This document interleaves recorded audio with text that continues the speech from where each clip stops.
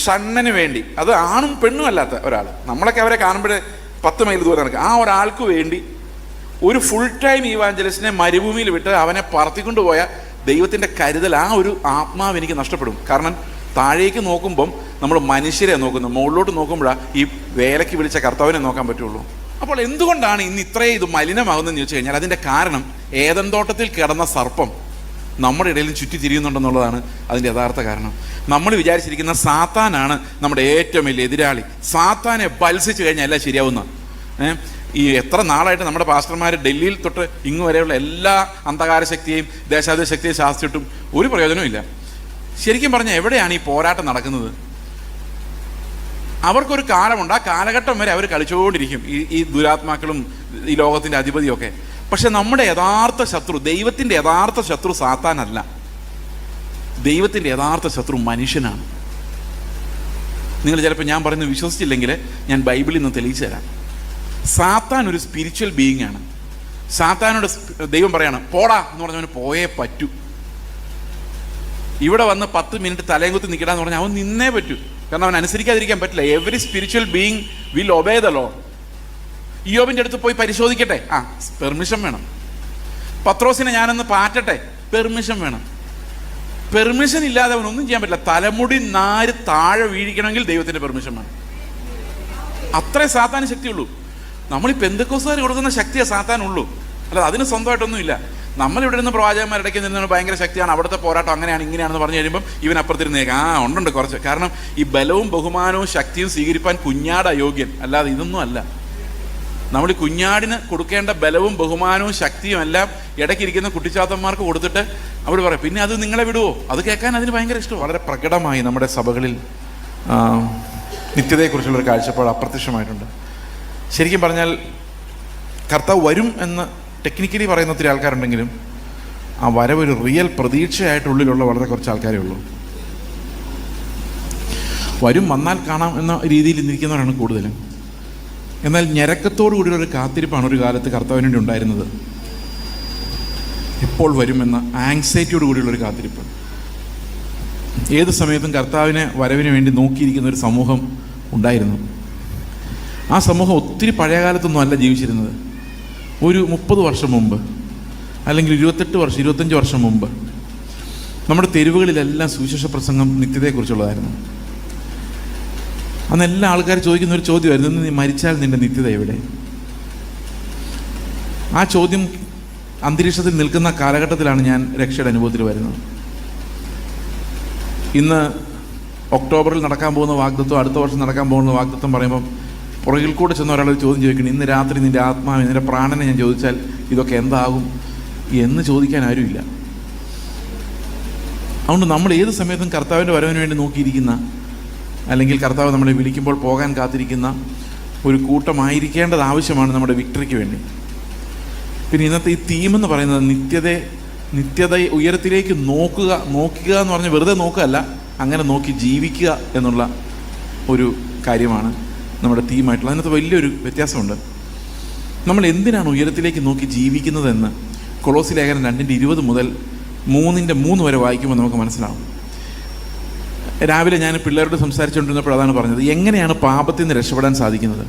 അത് ഉയരത്തിലോട്ട് നോക്കിയാൽ മാത്രമേ രക്ഷപ്പെടാൻ പറ്റുള്ളൂ. ജഡമോഹങ്ങൾ എങ്ങനെയാണ് ഒതുക്കാൻ പറ്റുന്നത്? അത് ഉയരത്തിലേക്ക് നോക്കിയാൽ മാത്രമേ സാധിക്കുള്ളൂ. ക്രിസ്ത്യാനിറ്റിയുടെ ഏറ്റവും വലിയ പവർ എന്ന് പറയുന്നത് നിത്യതയെക്കുറിച്ചുള്ള ഉറപ്പാണ്.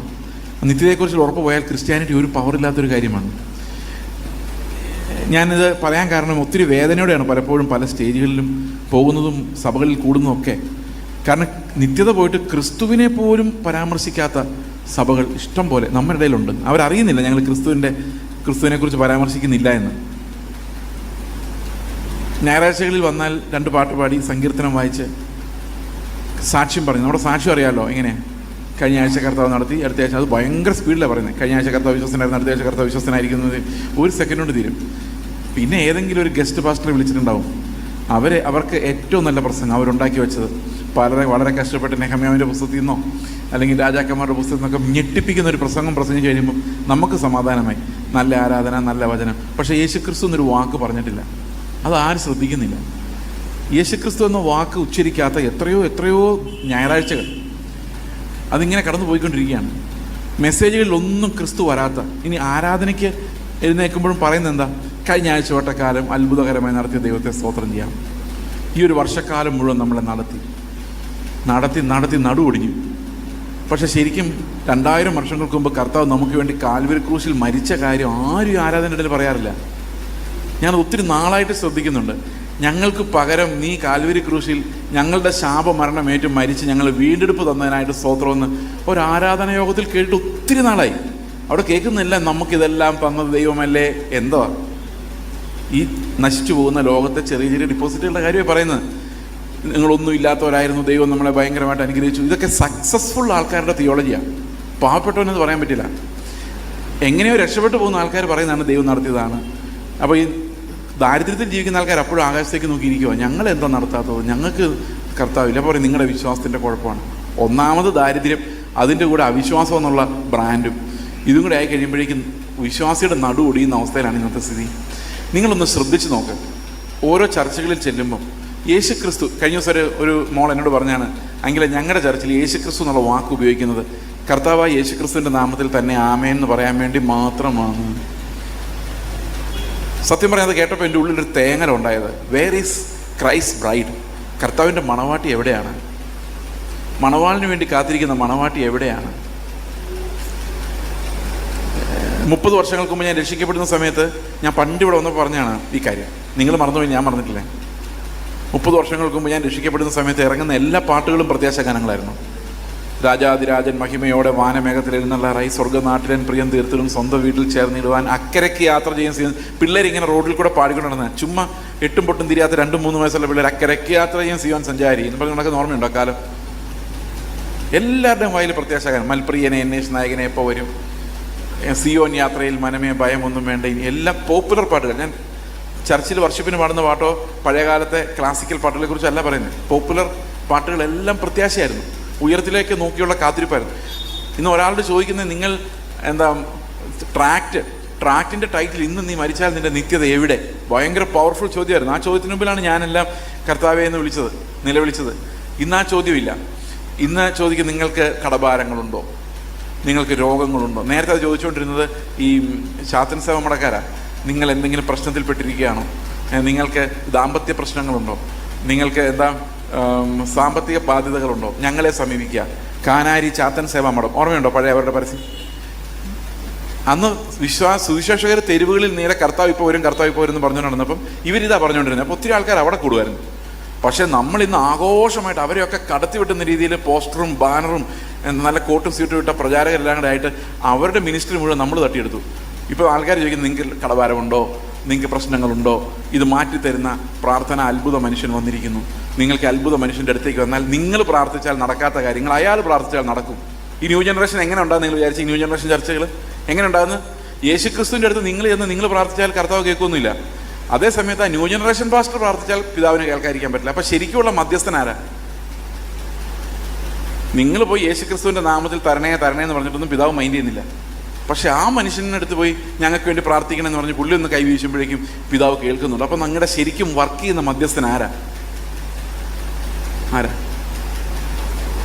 സ്വസ്ഥമായിട്ടൊന്ന് ആലോചിച്ചാൽ മതി. കാത്തലിക് ചർച്ച് പോലെ ആയിക്കൊണ്ടിരിക്കുകയാണ് നമ്മൾ. അവിടെ മരിച്ചുപോയ വിശുദ്ധന്മാരുടെ മധ്യസ്ഥ. കാരണം കർത്താവിൻ്റെ അടുത്ത് ഡയറക്റ്റ് ചെയ്യാൻ പേടിയാണ്. അതുകൊണ്ട് മധ്യസ്ഥന്മാരുടെ അടുത്ത് നിന്നിട്ട് പറയും, അന്തോണിസ് പുണ്യാള എൻ്റെ പേന കാണാതെ പോയി, എൻ്റെ വാച്ച് കാണാതെ പോയി, എടുത്തു തരണേ. അന്തോണിസ് പുണ്യാളൻ കാണാതെ പോകുന്ന സാധനങ്ങൾ എടുത്തു തരുന്ന പുണ്യാളനെ. അത് നിങ്ങൾക്കറിയാം. അത് അങ്ങനെ ഓരോ പുണ്യാളന്മാർക്ക് ഓരോ ടാർഗറ്റ് ഉണ്ട്.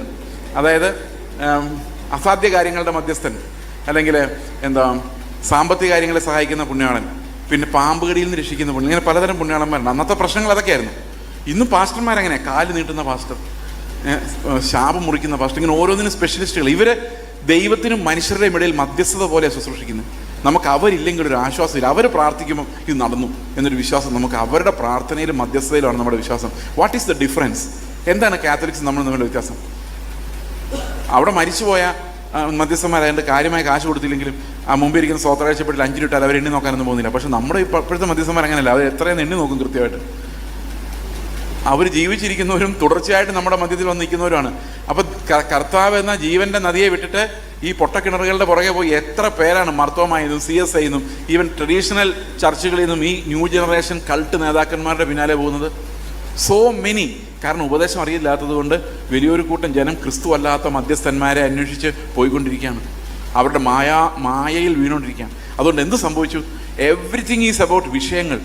എൻ്റെ ദൈവമേ, വിഷയങ്ങളെന്ന് പറഞ്ഞാൽ എല്ലാവർക്കും വിഷയങ്ങളാണ്. വിഷയങ്ങളുടെ നടുവിൽ ഇറങ്ങി വരുന്നത് ഇവരൊറ്റ പ്രസംഗമുള്ളൂ. അതും ആദമിൻ്റെ കഥ വായിച്ചാലും എബ്രഹാമിൻ്റെ കഥ വായിച്ചാലും യാക്കോബിൻ്റെ കഥ വായിച്ചാലും ആൾക്കാർ അവസാനം ഒന്ന് എക്സൈറ്റഡ് ആണെങ്കിൽ വിഷയങ്ങളുടെ നടുവിലേക്ക് കർത്താവിനെ ഇറക്കിക്കൊണ്ടുവരണം. ഞാൻ നമ്മുടെ പഴയ ഒരു പാസ്റ്റർ, മരിച്ചുപോയൊരു പാസ്റ്റർ, അദ്ദേഹത്തിൻ്റെ പ്രസംഗം കേൾക്കാൻ എനിക്ക് ഭയങ്കര ഇഷ്ടമാണ്. നല്ല രസമാണ് അദ്ദേഹം പ്രസംഗിക്കുന്ന ശൈലിയൊക്കെ. മരിച്ചുപോയാലും പേര് പറയുന്നില്ല. അദ്ദേഹം ഒരിക്കലൊരു പൊതുയോഗത്തിൽ നമ്മുടെ റോഡിൻ്റെ സൈഡിൽ നടക്കുന്ന പരസ്യയോഗത്തിൽ പ്രസംഗിച്ചുകൊണ്ടിരിക്കുക.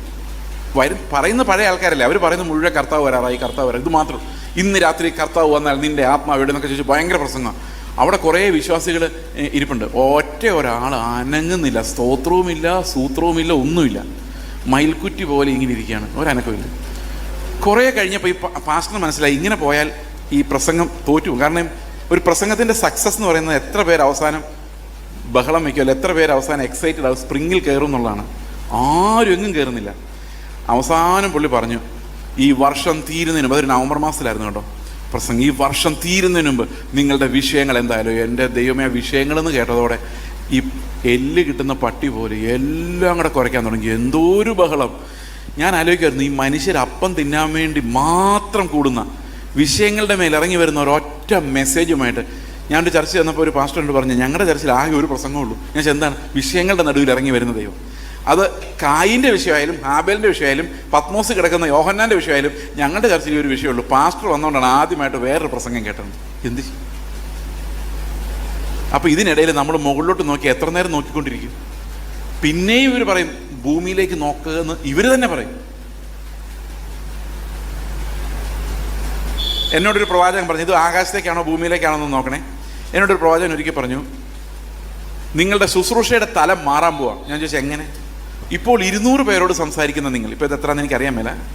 ഞാൻ ഒരു പ്രസംഗത്തിന് വിളിക്കുമ്പോൾ എത്ര പേരുണ്ടെന്നോ ഇനി ആരെങ്കിലും ഉണ്ടോ എന്ന് പോലും അന്വേഷിക്കാറില്ല. ഡേറ്റ് ഉണ്ടോ എന്ന് മാത്രം നോക്കാറുള്ളൂ.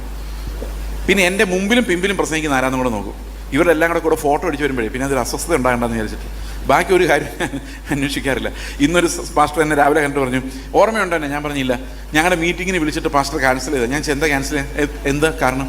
അതെ, വേറൊരാൾ തിരുവനന്തപുരത്ത് നിന്നുള്ള ഒരാളുണ്ടായിരുന്നു, പുള്ളി കൂടെ പ്രസംഗിക്കില്ല എന്ന് പറഞ്ഞ് ക്യാൻസൽ ചെയ്തെന്ന് പറഞ്ഞു. ഞാൻ പറഞ്ഞു, ശരിയായിരിക്കും, ഓർമ്മയില്ല.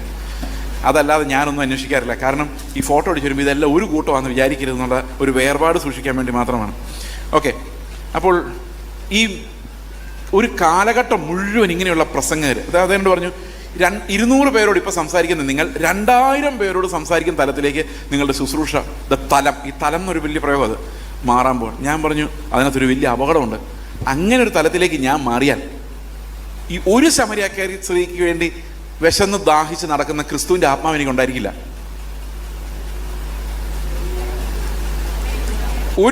ഒരു ഷണ്ണന് വേണ്ടി, അത് ആണും പെണ്ണും അല്ലാത്ത ഒരാൾ, നമ്മളൊക്കെ അവരെ കാണുമ്പോൾ 10 മൈൽ ദൂരം നടക്കുക, ആ ഒരാൾക്ക് വേണ്ടി ഒരു ഫുൾ ടൈം ഈവാഞ്ചലിസ്റ്റിനെ മരുഭൂമിയിൽ വിട്ട് അവനെ പറത്തിക്കൊണ്ടുപോയ ദൈവത്തിൻ്റെ കരുതൽ, ആ ഒരു ആത്മാവ് എനിക്ക് നഷ്ടപ്പെടും. കാരണം താഴേക്ക് നോക്കുമ്പം നമ്മൾ മനുഷ്യരെ നോക്കുന്നു, മുകളിലോട്ട് നോക്കുമ്പോഴാണ് ഈ വേലയ്ക്ക് വിളിച്ച കർത്താവിനെ നോക്കാൻ പറ്റുള്ളൂ. അപ്പം നമ്മുടെ ഇടയിൽ വളർന്നു വരുന്നൊരു കൾച്ചർ ഓഫ് സക്സസ്. മിനിസ്ട്രി ആയാൽ 4 പേര് കേൾക്കണം, 10 പേര് അറിയണം. എന്താണ് നിർബന്ധം? നമ്മൾക്ക് കണക്ക് കൊടുക്കാൻ ഉയരത്തിലെ കർത്താവല്ലാതെ വേറെ ആരുമില്ല. അപ്പോൾ ഈ ഉയരത്തിലേക്ക് നോക്കുക എന്ന് പറഞ്ഞാൽ എൻ്റെ അർത്ഥം എന്താണ്? ഇന്നത് എങ്ങനെയാണ് നഷ്ടപ്പെട്ടു പോയെന്ന് വെച്ച് കഴിഞ്ഞാൽ, പ്രധാനമായിട്ടും നമ്മൾ ഉപജീവന ചിന്തകൾ കൊണ്ടാണ് ഈ പ്രത്യാശ നഷ്ടപ്പെടുന്നത്. കർത്താവ് പറഞ്ഞിട്ടുണ്ട്, വലിയ വ്യഭിചാരം ചെയ്തും അതൊക്കെ ചെയ്യുന്നവരെ കാണുമായിരിക്കും. പക്ഷെ അതുകൊണ്ടൊന്നും അല്ല ഈ ഒരു സഭയുടെ വിശ്വാസം പോകുന്നത്.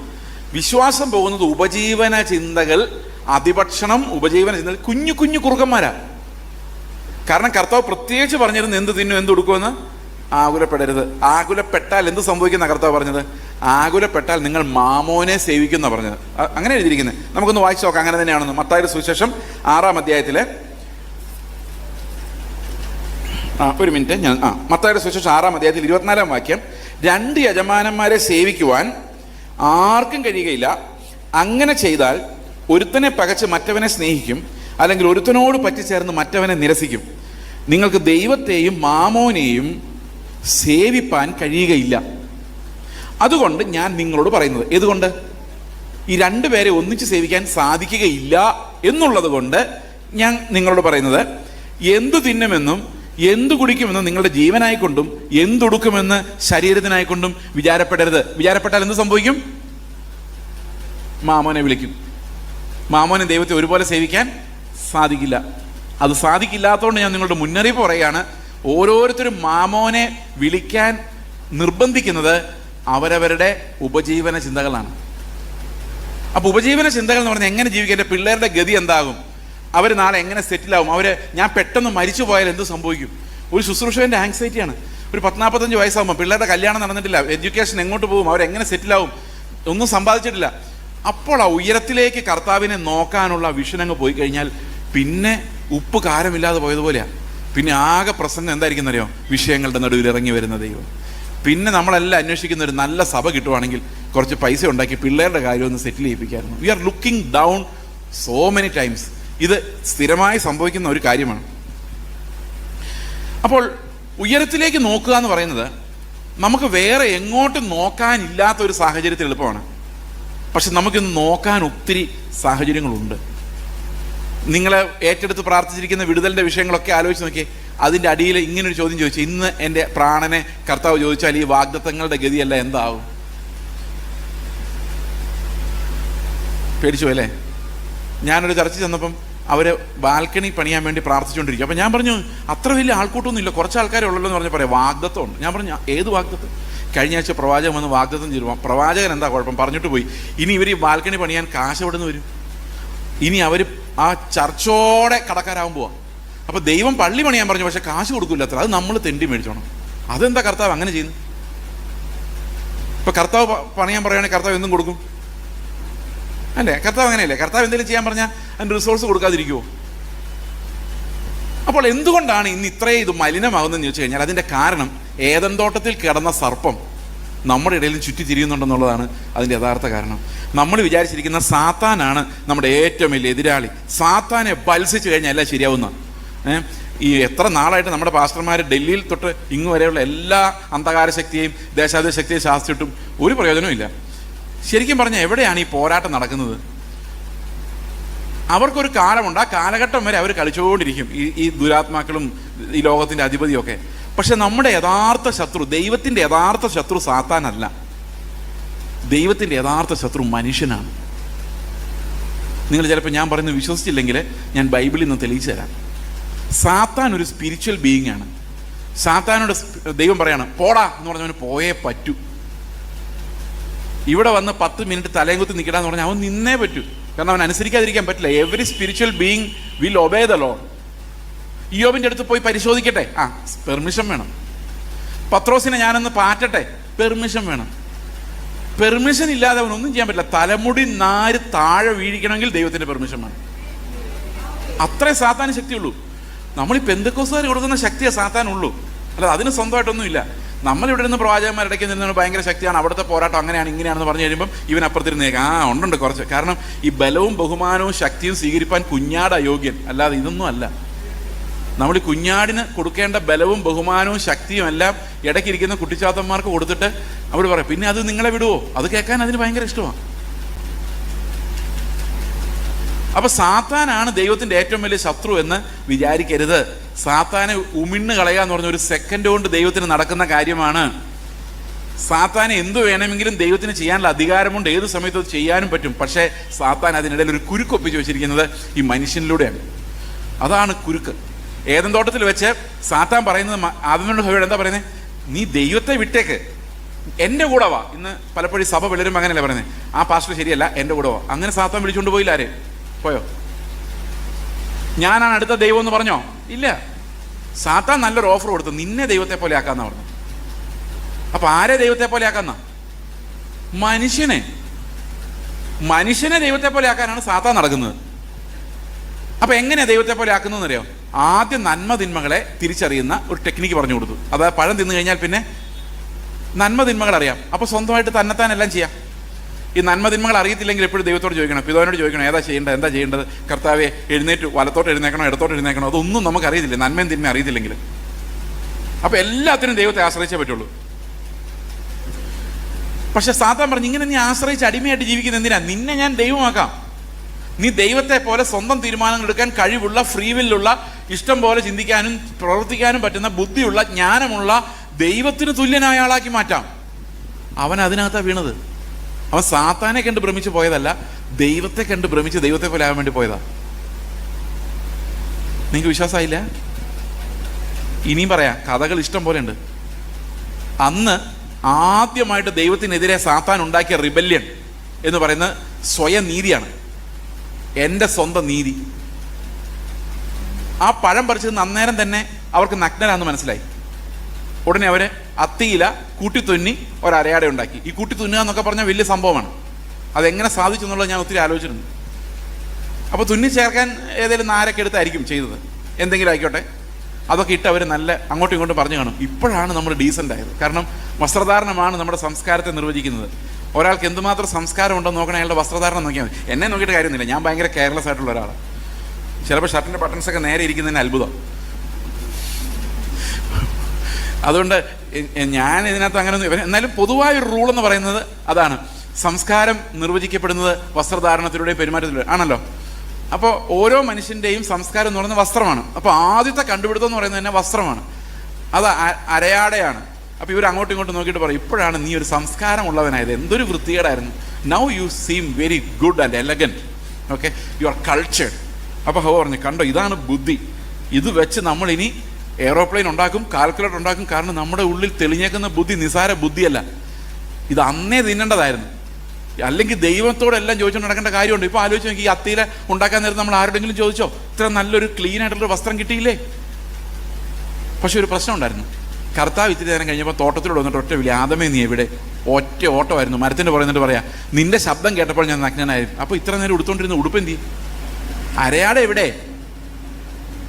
ആ അരയാട ഇട്ടോണ്ട് ഇയാൾ ഓടി പുറകെ ഹൗവ ഓടി മരത്തിൻ്റെ പുറകിൽ മറിഞ്ഞിരുന്നിട്ട് പറയാണ്, നിന്റെ ശബ്ദം കേട്ടപ്പോൾ ഞങ്ങൾക്ക് തുണിയില്ലാതിരിക്കുന്ന അവസ്ഥയായതുകൊണ്ട് ഞങ്ങൾ ഒരു മരത്തിൻ്റെ പോയി. അപ്പോൾ ഈ ഉണ്ടാക്കിയ കഷ്ടപ്പെട്ട് ഹവ ഉണ്ടാക്കിയ ഹവയുടെ നന്ദികേടല്ലേ ആദം കാണിച്ചത്?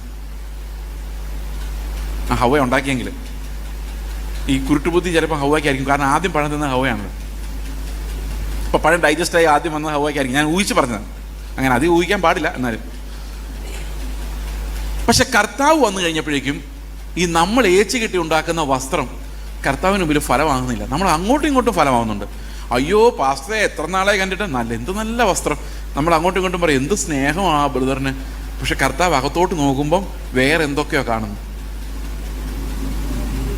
ദീർഘമായി പ്രാർത്ഥിക്കുന്ന അമ്മച്ചി, രാത്രിയുടെ യാമങ്ങൾ ഇതിൻ്റെ കരച്ചിൽ കർത്താവ് കേട്ടിരിക്കുന്ന ഒരു പ്രവാചകൻ പറയുന്നതോടുകൂടി ജീവിതത്തിൽ ഒരിക്കലും രാത്രിയുടെ യാമം എന്താണെന്ന് പോലും അറിയാതെ കൂർക്കം വലിച്ച് ഉറങ്ങുന്ന അമ്മച്ചിയും പ്രൈസ് ദി ലോർഡ് എന്ന് പറയും. കാരണം ഇരുന്നോട്ടെ, നമുക്കൊരു അത്തിയില്ല, രാത്രിയെല്ലാം പ്രാർത്ഥിക്കുന്ന അമ്മച്ചി. ഇതൊക്കെ ഭയങ്കര ക്രെഡിറ്റാണ്.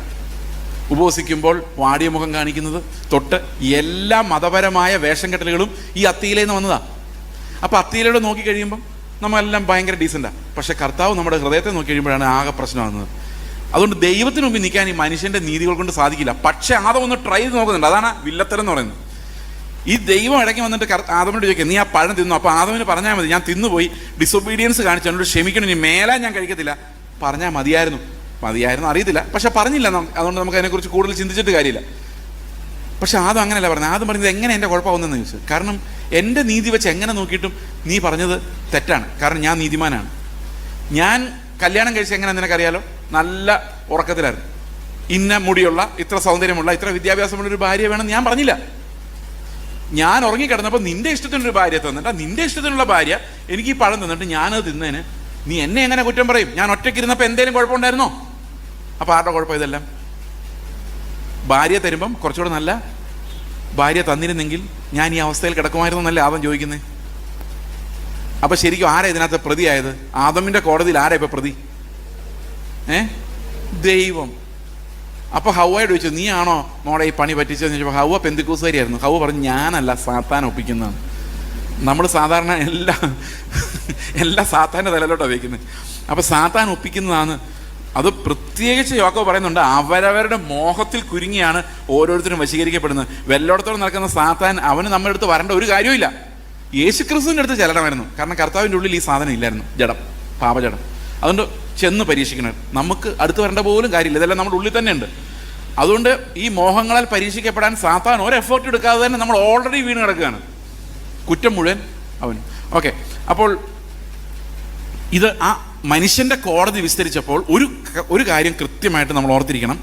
മനുഷ്യൻ്റെ നീതി വ്യവസ്ഥ അനുസരിച്ച് അവൻ ഒഴിച്ച് ബാക്കി എല്ലാവരും കുറ്റക്കാരാണ്.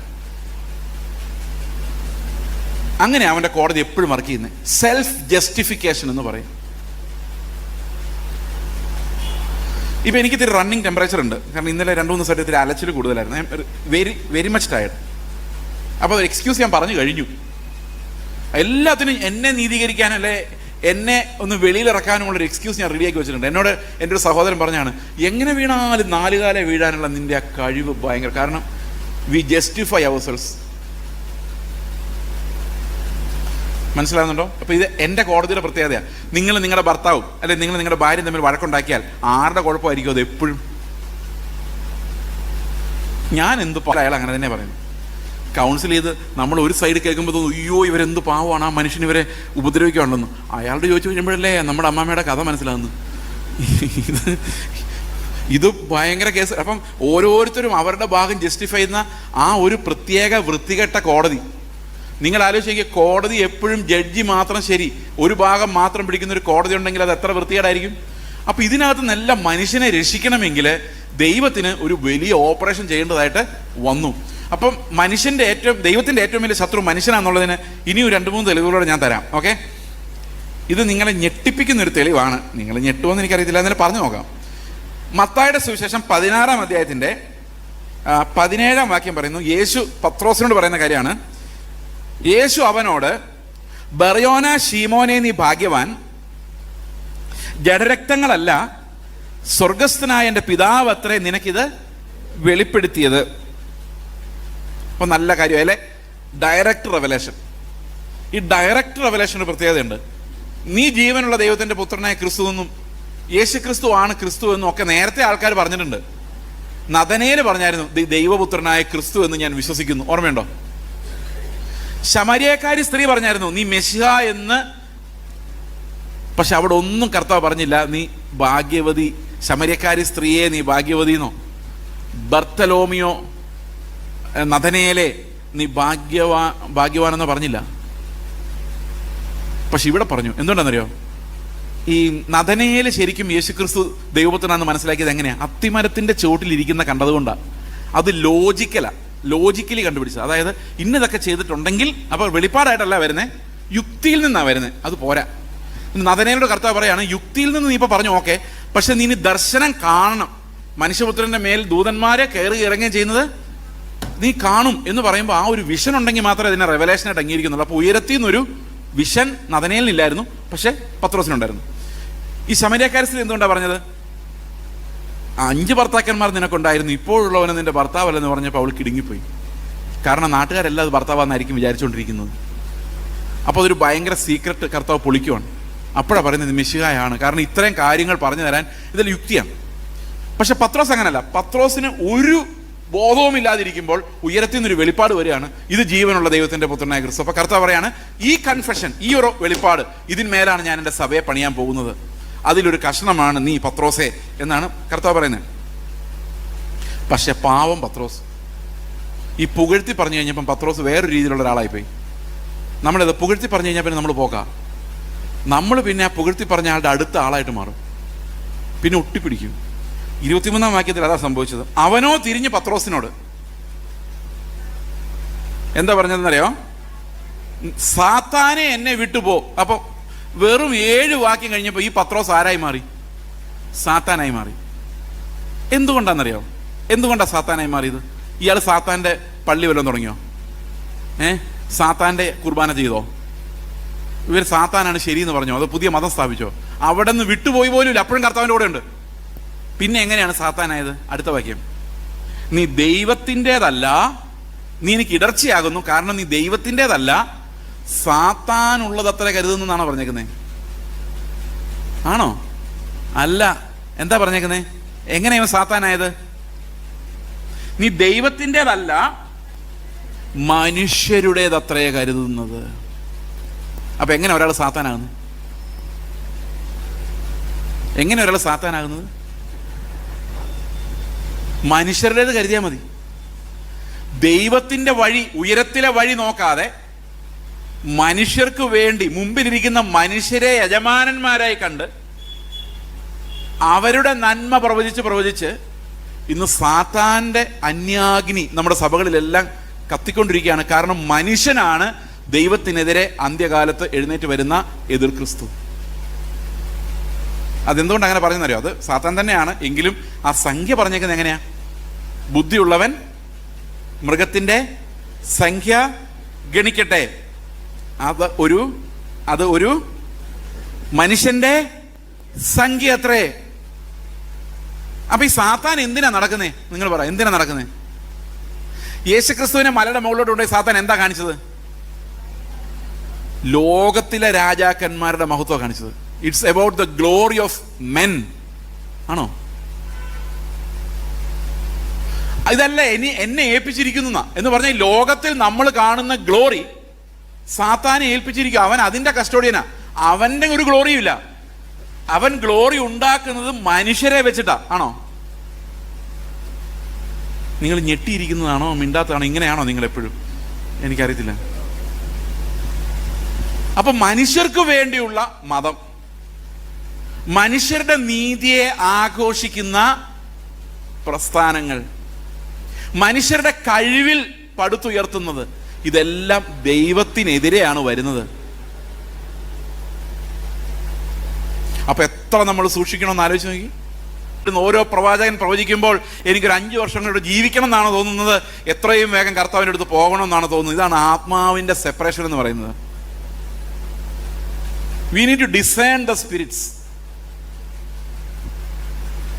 അപ്പോൾ അതുകൊണ്ട് എന്താണ് അപകടം ഉണ്ടായെന്ന് വെച്ച് കഴിഞ്ഞാൽ, അവനെ വിശ്വസിക്കുന്നവർ നിത്യജീവങ്കിലേക്ക് പ്രവേശിച്ചിരിക്കുന്നു. ഈ നിത്യതയുടെ വാഗ്ദത്തങ്ങളിലൂടെയാണ് നമ്മൾ പാപങ്ങളെ ജയിക്കുന്നത്. നമുക്ക് അതെങ്ങനെയാണെന്ന് നമുക്ക് നോക്കാം.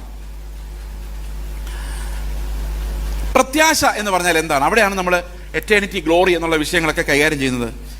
പ്രത്യാശ എന്ന് പറഞ്ഞാൽ എന്താണ്? ഞാൻ 2014 ഒരു ചർച്ചിൽ പ്രസംഗിക്കായിരുന്നു. ഒരു ഈവനിങ് ടൈം, ഏതാണ്ട് ഇതേ ടൈമാണ്. അപ്പം ഞാൻ അവരോട് ചോദിച്ചു, എൻ്റെ പുറകിൽ ഒരു 5-6 പാസ്റ്റർമാർ ഇരിപ്പുണ്ടായിരുന്നു. അപ്പം എന്നെ അങ്ങനെ ആൾക്കാർക്ക് അറിയത്തില്ല. 2018 ശേഷമാണ് ഇങ്ങനൊരു മനുഷ്യനുണ്ടെന്ന് ആൾക്കാർ കണ്ടുപിടിച്ചത്. അത് ഞാൻ കണ്ടുപിടിക്കണമെന്ന് ആഗ്രഹിച്ചിട്ട് കണ്ടുപിടിച്ചതല്ല. ഞാൻ നമ്മുടെ കുണ്ടറയിലുള്ള ചർച്ച് ഓഫ് ഗോഡിൽ പ്രസംഗിക്കുന്ന സമയത്ത് അവർ ഇത് യൂട്യൂബിൽ ലൈവ് കൊടുക്കുമായിരുന്നു. അപ്പം ഞാൻ ചെന്നപ്പോഴവർ പറഞ്ഞു, ഇത് എന്താ സംഗതി ഒരുക്കി വെച്ചിരിക്കുന്നത്? അപ്പോൾ അവർ പറഞ്ഞു, ഇത് ലൈവാണ് യൂട്യൂബിൽ. ഞാൻ പറഞ്ഞു വേണ്ട, കാരണം എനിക്ക് പേടിയായിരുന്നു. എന്തെങ്കിലും അബദ്ധം പറഞ്ഞു പോയാൽ പിന്നെ ഇത് തൂത്താലും തുടച്ചാലും പോകത്തില്ല. തന്നെ നമ്മൾ പറയുമ്പോൾ എക്സാമ്പിൾസിനകത്ത് ഞാൻ മാത്രമല്ല ഉള്ളത്, എൻ്റെ ഭാര്യയുണ്ട്, പിള്ളേരുണ്ട്. വീട്ടിലോട്ട് ചെല്ലുമ്പോൾ പിള്ളേർ വിടില്ല. എന്തിനാ പപ്പ ഞങ്ങളുടെ കഥ പറഞ്ഞെന്ന് ചോദിക്കും. ഇനി അയൽവക്കക്കാരുടെ കഥയുണ്ട്, ചർച്ചിലെ കഥയുണ്ട്. ഇതെല്ലാം കൂടെ കർത്താവ് യൂട്യൂബിൽ വരുമല്ലോ. അപ്പോൾ ഞാൻ പറഞ്ഞു, എനിക്ക് സ്വതന്ത്രമായിട്ട് പ്രസംഗിക്കണമെങ്കിൽ ഇതൊക്കെ ഒന്ന് ഓഫ് ചെയ്യാമെന്ന് ചോദിച്ചു. അന്നേരം പറഞ്ഞു, ഇത് വെറും 150 പേരുള്ള ഒരു ചർച്ചിൽ മാത്രമേ ഇതിൻ്റെ ലിങ്ക് ഉള്ളൂ, വേറെ ആരും ഇത് കാണും. ഞാൻ പറഞ്ഞു, എന്നാൽ പിന്നെ ഓക്കെ ആയിക്കോട്ടെ. പിന്നെ ഇത് ആരൊക്കെയോ വൈറലാക്കി എതിലേക്കോ പോയി. അവസാനം എൻ്റെ രഹസ്യങ്ങൾ, വീട്ടിലെ കാര്യങ്ങൾ, പിള്ളേരുടെ കാര്യങ്ങളെല്ലാം നാട്ടിൽ യൂട്യൂബ് വഴി വൈറലായി. അങ്ങനെയാണ് ഇങ്ങനൊരാളുണ്ടെന്ന് ആൾക്കാർക്ക് മനസ്സിലായത്. ഇപ്പോൾ 2014 ഇപ്പോൾ ഞാൻ എന്താ പ്രസംഗിക്കുന്ന ആർക്കും അറിയത്തില്ല. ഇപ്പം നിങ്ങൾക്ക് ഏകദേശം അറിയാം ഞാൻ ഇതൊക്കെ പറയുള്ളൂ, പക്ഷെ അന്ന് അറിയില്ല. അപ്പം ഞാൻ അന്ന് ചെന്ന് ഒരാൾ ഈ ചർച്ചിൽ ചോദിച്ചു, നിങ്ങളുടെ അവസ്ഥയ്ക്ക് മാറ്റം വരും, നിങ്ങളെ ദേശത്ത് മാനിക്കും, നിങ്ങളെ തലമുറകളെ അനുഗ്രഹിക്കും, നിങ്ങളുടെ ബിസിനസ്സിനെ അഭിവൃദ്ധിപ്പെടുത്തും, നിങ്ങളുടെ രോഗങ്ങളെ സൗഖ്യമാക്കും, നിങ്ങളെ ആലയത്തിൻ്റെ തൂണാക്കും, നിങ്ങളൊരു അനുഗ്രഹ വിഷയമാക്കി മാറ്റും. 100% ഉറപ്പുള്ളവർ കൈപൊക്കാൻ പറഞ്ഞു. എൻ്റെ പ്രിയ സഹോദരങ്ങളെ ചർച്ച് മുഴുവൻ കൈപൊക്കി. ഞാൻ പതുക്കെ സൂത്രത്തിൽ ബാക്കിലോട്ട് നോക്കിയപ്പോൾ എല്ലാവരും കൈപൊക്കി. നമുക്കിങ്ങനെ നോക്കുമ്പോൾ കാണാം എല്ലാവരും കൈപൊക്കിയിട്ടുണ്ട്. അടുത്ത ചോദ്യം, ഇപ്പോൾ സമയം 8:02 8:03 കർത്താവ് വന്നാൽ നിങ്ങൾ സ്വർഗത്തിൽ പോകുന്ന 100% ഉറപ്പുള്ളവർ കൈപൊക്കാൻ പറഞ്ഞു. ഓരോറ്റ മനുഷ്യൻ കൈപൊക്കിയില്ല. ഞാൻ പതുക്കെ പുറകോട്ട് നോക്കിയപ്പോൾ അവിടെ ഒരാൾ പോലും ഇല്ല. വിശ്വാസം എന്നതോ എന്തോ ആശിക്കുന്നേ? എന്താശയ്ക്കാ ഉറപ്പുള്ളത്? അപ്പൊ ശരിക്കും ആശിക്കുന്നതിൻ്റെ ഉറപ്പെന്നുള്ളത് നമ്മൾ മാറ്റിയിട്ട് മോഹിക്കുന്നതിൻ്റെ ഉറപ്പെന്നാക്കി മാറ്റി. നിങ്ങൾ മോഹിച്ചോ പിള്ളേരെന്നാ പറയുന്നത്. ഇനി അത് മാത്രമാണോ? ഈ വിശ്വാസം എന്ന് പറയുന്നത് തന്നെ അത്യാഗ്രഹമായിട്ട് മാറി. ഞാൻ നിങ്ങളൊരു ചോദ്യം ചോദിക്കട്ടെ, 2 നിലയുള്ളൊരു വീട് പണിയാനാണോ 2 മുറിയുള്ളൊരു വീട് പണിയാനാണോ നിങ്ങൾക്ക് കൂടുതൽ വിശ്വാസം ആവശ്യമുള്ളത്? 2 നിലയുള്ള വീടാണെങ്കിൽ കുറെ പ്രാർത്ഥിക്കേണ്ടി വരില്ലേ കൂടുതൽ? ഏതാ അത്യാഗ്രഹം? അപ്പൊ കൂടുതൽ വിശ്വാസി എന്ന് പറഞ്ഞാൽ എന്താ അർത്ഥം? ഇപ്പൊ വിശ്വാസം കൂടുന്നതനുസരിച്ച് എന്ത് വർദ്ധിക്കണം? പറ. മോഹങ്ങൾ വർദ്ധിക്കണം. നിങ്ങൾ പിന്നെ ഞെട്ടിയിരിക്കുന്ന പോലെ ഉണ്ട്. അപ്പം വിശ്വാസ വീരൻ എന്ന് പറഞ്ഞ ആരാ? ഒയ്യോ, എല്ലാ മോഹവും പ്രാർത്ഥിച്ച് സാധിച്ച ആള്. ഞാനിങ്ങനെ പലപ്പോഴും ആലോചിക്കാറുണ്ട്, ഈ വിശ്വാസ ജീവിതം, വിശ്വാസം എന്ന് പറയുമ്പോഴേ, ഞാനും പൗലോസും കർത്താവിൻ്റെ ബീമാ സീറ്റിന് മുമ്പിൽ പ്രതിഫലം വാങ്ങിക്കാൻ പോയി നിൽക്കുവാണ്. ഞാൻ ഭയങ്കര വിശ്വാസ വീരനാണ്. ഇങ്ങനെ ഒത്തിരി വിശ്വാസ വീരന്മാർ നമ്മുടെ ഇടയിലൊക്കെ ഉണ്ട്. അതുപോലെ ഒരാളാണ് ഞാൻ.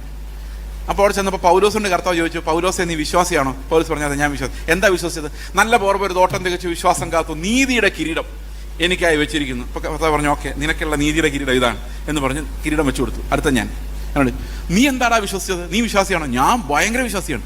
എന്താ വിശ്വസിച്ചത്? ഓരോ ദിവസവും വിത്ത് വൈബ്രേഷൻ നീ എന്നെ നടത്തുമെന്ന് ഞാൻ വിശ്വസിച്ചു. നിങ്ങൾ കേട്ടിട്ടില്ലേ ഈ വൈബ്രേഷൻ? എന്നും നടത്തുന്ന ദൈവം. അത് അപ്പോൾ നടത്തി. 2, എനിക്കൊരു ജോലി ഇല്ലായിരുന്നു. ഞാൻ പ്രാർത്ഥിച്ചു, കർത്താവെ ജോലി തരാതെ ഞാൻ ഉപവാസം നിർത്തത്തില്ല. ഞാൻ വിശ്വസിച്ചു, നീ എനിക്ക് ജോലി തന്നു. ഓക്കെ. കല്യാണം നടക്കാൻ വേണ്ടി പ്രാർത്ഥിച്ചു, വിശ്വസിച്ച് പ്രാർത്ഥിച്ചു, നീ തക്ക തുണയെ തന്നു. തക്ക തുണയാണല്ലോ എന്നും അടിയായിരുന്നു, എന്നാലും തക്ക തുണയെ തന്നു. പിള്ളേരെ തന്നു. പിന്നെ പിള്ളേരുടെ എഡ്യൂക്കേഷന് വേണ്ടി പ്രാർത്ഥിച്ചു, എഡ്യൂക്കേഷൻ തന്നു. പിന്നെ അവരെ കാനഡയിലും അമേരിക്കയിലും സെറ്റിൽ ചെയ്യാൻ വേണ്ടി പ്രാർത്ഥിച്ചു. എല്ലാവരും പോയി, ഇവിടെ ആരുമില്ല. വയസ്സനാം കാലത്ത് അപ്പച്ചനും അമ്മച്ചും ഒറ്റയ്ക്കിരിപ്പാണ്. എന്താ അനുഗ്രഹം അല്ലത്? അവസാനം പറഞ്ഞു, കർത്താവെ ഞാൻ വിശ്വാസി വന്ന ശേഷം ഇന്നേ വരെ ആശുപത്രി പോയിട്ടില്ല. തലവേദന വന്നാലും വയറുവേദന വന്നാലും ഞാൻ ആശുപത്രി പോകാതെ വിശ്വാസത്താൽ സൗഖ്യം പ്രാപിച്ചു. നല്ല കാര്യമാണ്. പക്ഷെ കർത്താവ് പറഞ്ഞു, ഓക്കെ, എന്നാൽ പിന്നെ പോയിക്കോ. അപ്പം നീതിയുടെ കിരീടം. അപ്പം കർത്താവ് പറഞ്ഞു, നീ പ്രാർത്ഥിച്ചതെല്ലാം നിനക്ക് തന്നല്ലോ, അതൊന്നും പക്ഷെ ഇങ്ങോട്ട് വരത്തില്ല.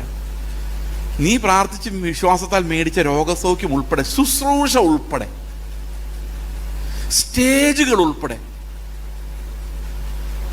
കർത്താവ് തന്നു എന്ന് നിങ്ങൾ വിശ്വസിക്കുന്ന വിറ്റാമിൻ എം ഉൾപ്പെടെ, മനസ്സിലായോ? വിറ്റാമിൻ മാമോൻ, വിറ്റാമിൻ മണി, അതുൾപ്പെടെ എല്ലാം ഇവിടെ ഇട്ടിട്ട് ഒരൊറ്റ പോക്കാണ്. അവിടെ ചെല്ലുമ്പം വിശ്വാസിയാന്ന് പറഞ്ഞിട്ട് എന്തെങ്കിലും കാര്യമുണ്ട്? ഒരു സാധനവും കൊണ്ടുപോകാനില്ല.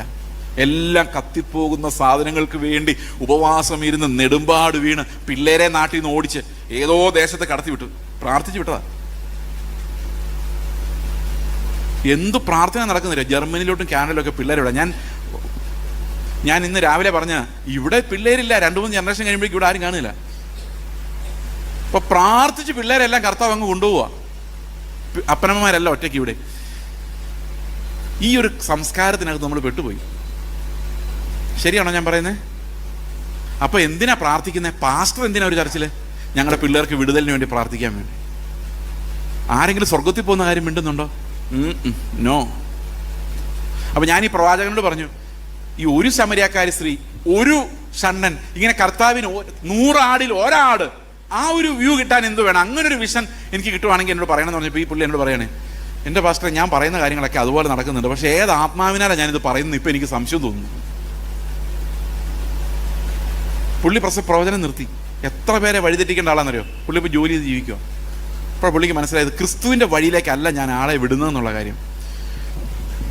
നമ്മൾ ഈ ലോകത്തിൻ്റെ മെസ്മറൈസിങ് പ്ലഷറുകളിലേക്ക് അല്ലെങ്കിൽ അതിൻ്റെ ബ്യൂട്ടിയിലേക്ക് ആകർഷിക്കുന്ന ഒരു പരിപാടിയായിട്ട് ഈ ശുശ്രൂഷകൾ വന്നുകൊണ്ടിരിക്കുകയാണ്. ഓക്കെ, അപ്പോൾ എന്താണ് ഈ പ്രത്യാശ എന്ന വാക്ക്? അതാണ് നമ്മൾ പറഞ്ഞു തുടങ്ങി. What is hope? പ്രത്യാശിക്കുന്നതിൻ്റെ ഉറപ്പ് എന്താണ്? ഓക്കെ, പ്രത്യാശ എന്തിനു വേണ്ടിയുള്ളതാണ്?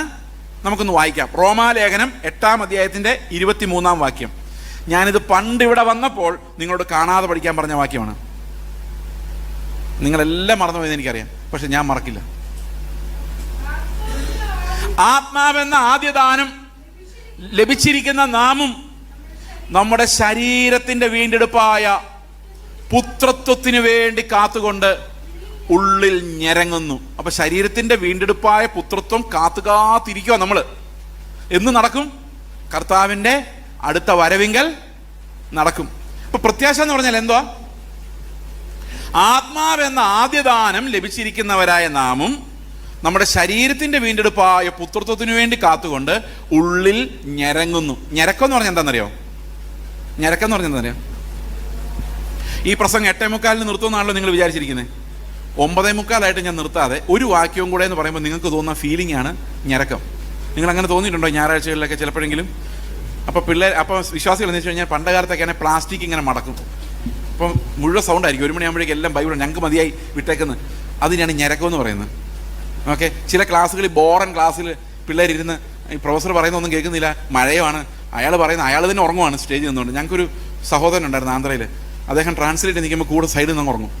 പിന്നെ ഇടയ്ക്ക് തട്ടി വിളിക്കണം, അന്നേരം നിന്നുകൊണ്ട് ട്രാൻസ്ലേറ്റ് ചെയ്തിരിക്കുന്നതിന് ഉറങ്ങും.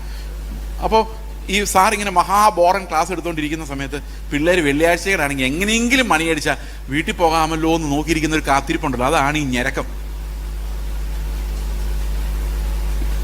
കാശില്ലാതെ ഞരങ്ങുന്നു, രോഗം വന്ന് ഞരങ്ങുന്നു. കർത്താവ് വരാൻ വേണ്ടി ഞരങ്ങുന്നവരെല്ലാം ഒന്ന് കൈ ഉയർത്തി കർത്താവിനെ സ്തോത്രം ചെയ്ത്. കള്ളം പറയരുത് ദയവായിട്ട്, വിശുദ്ധ കള്ളങ്ങൾ വേണ്ട.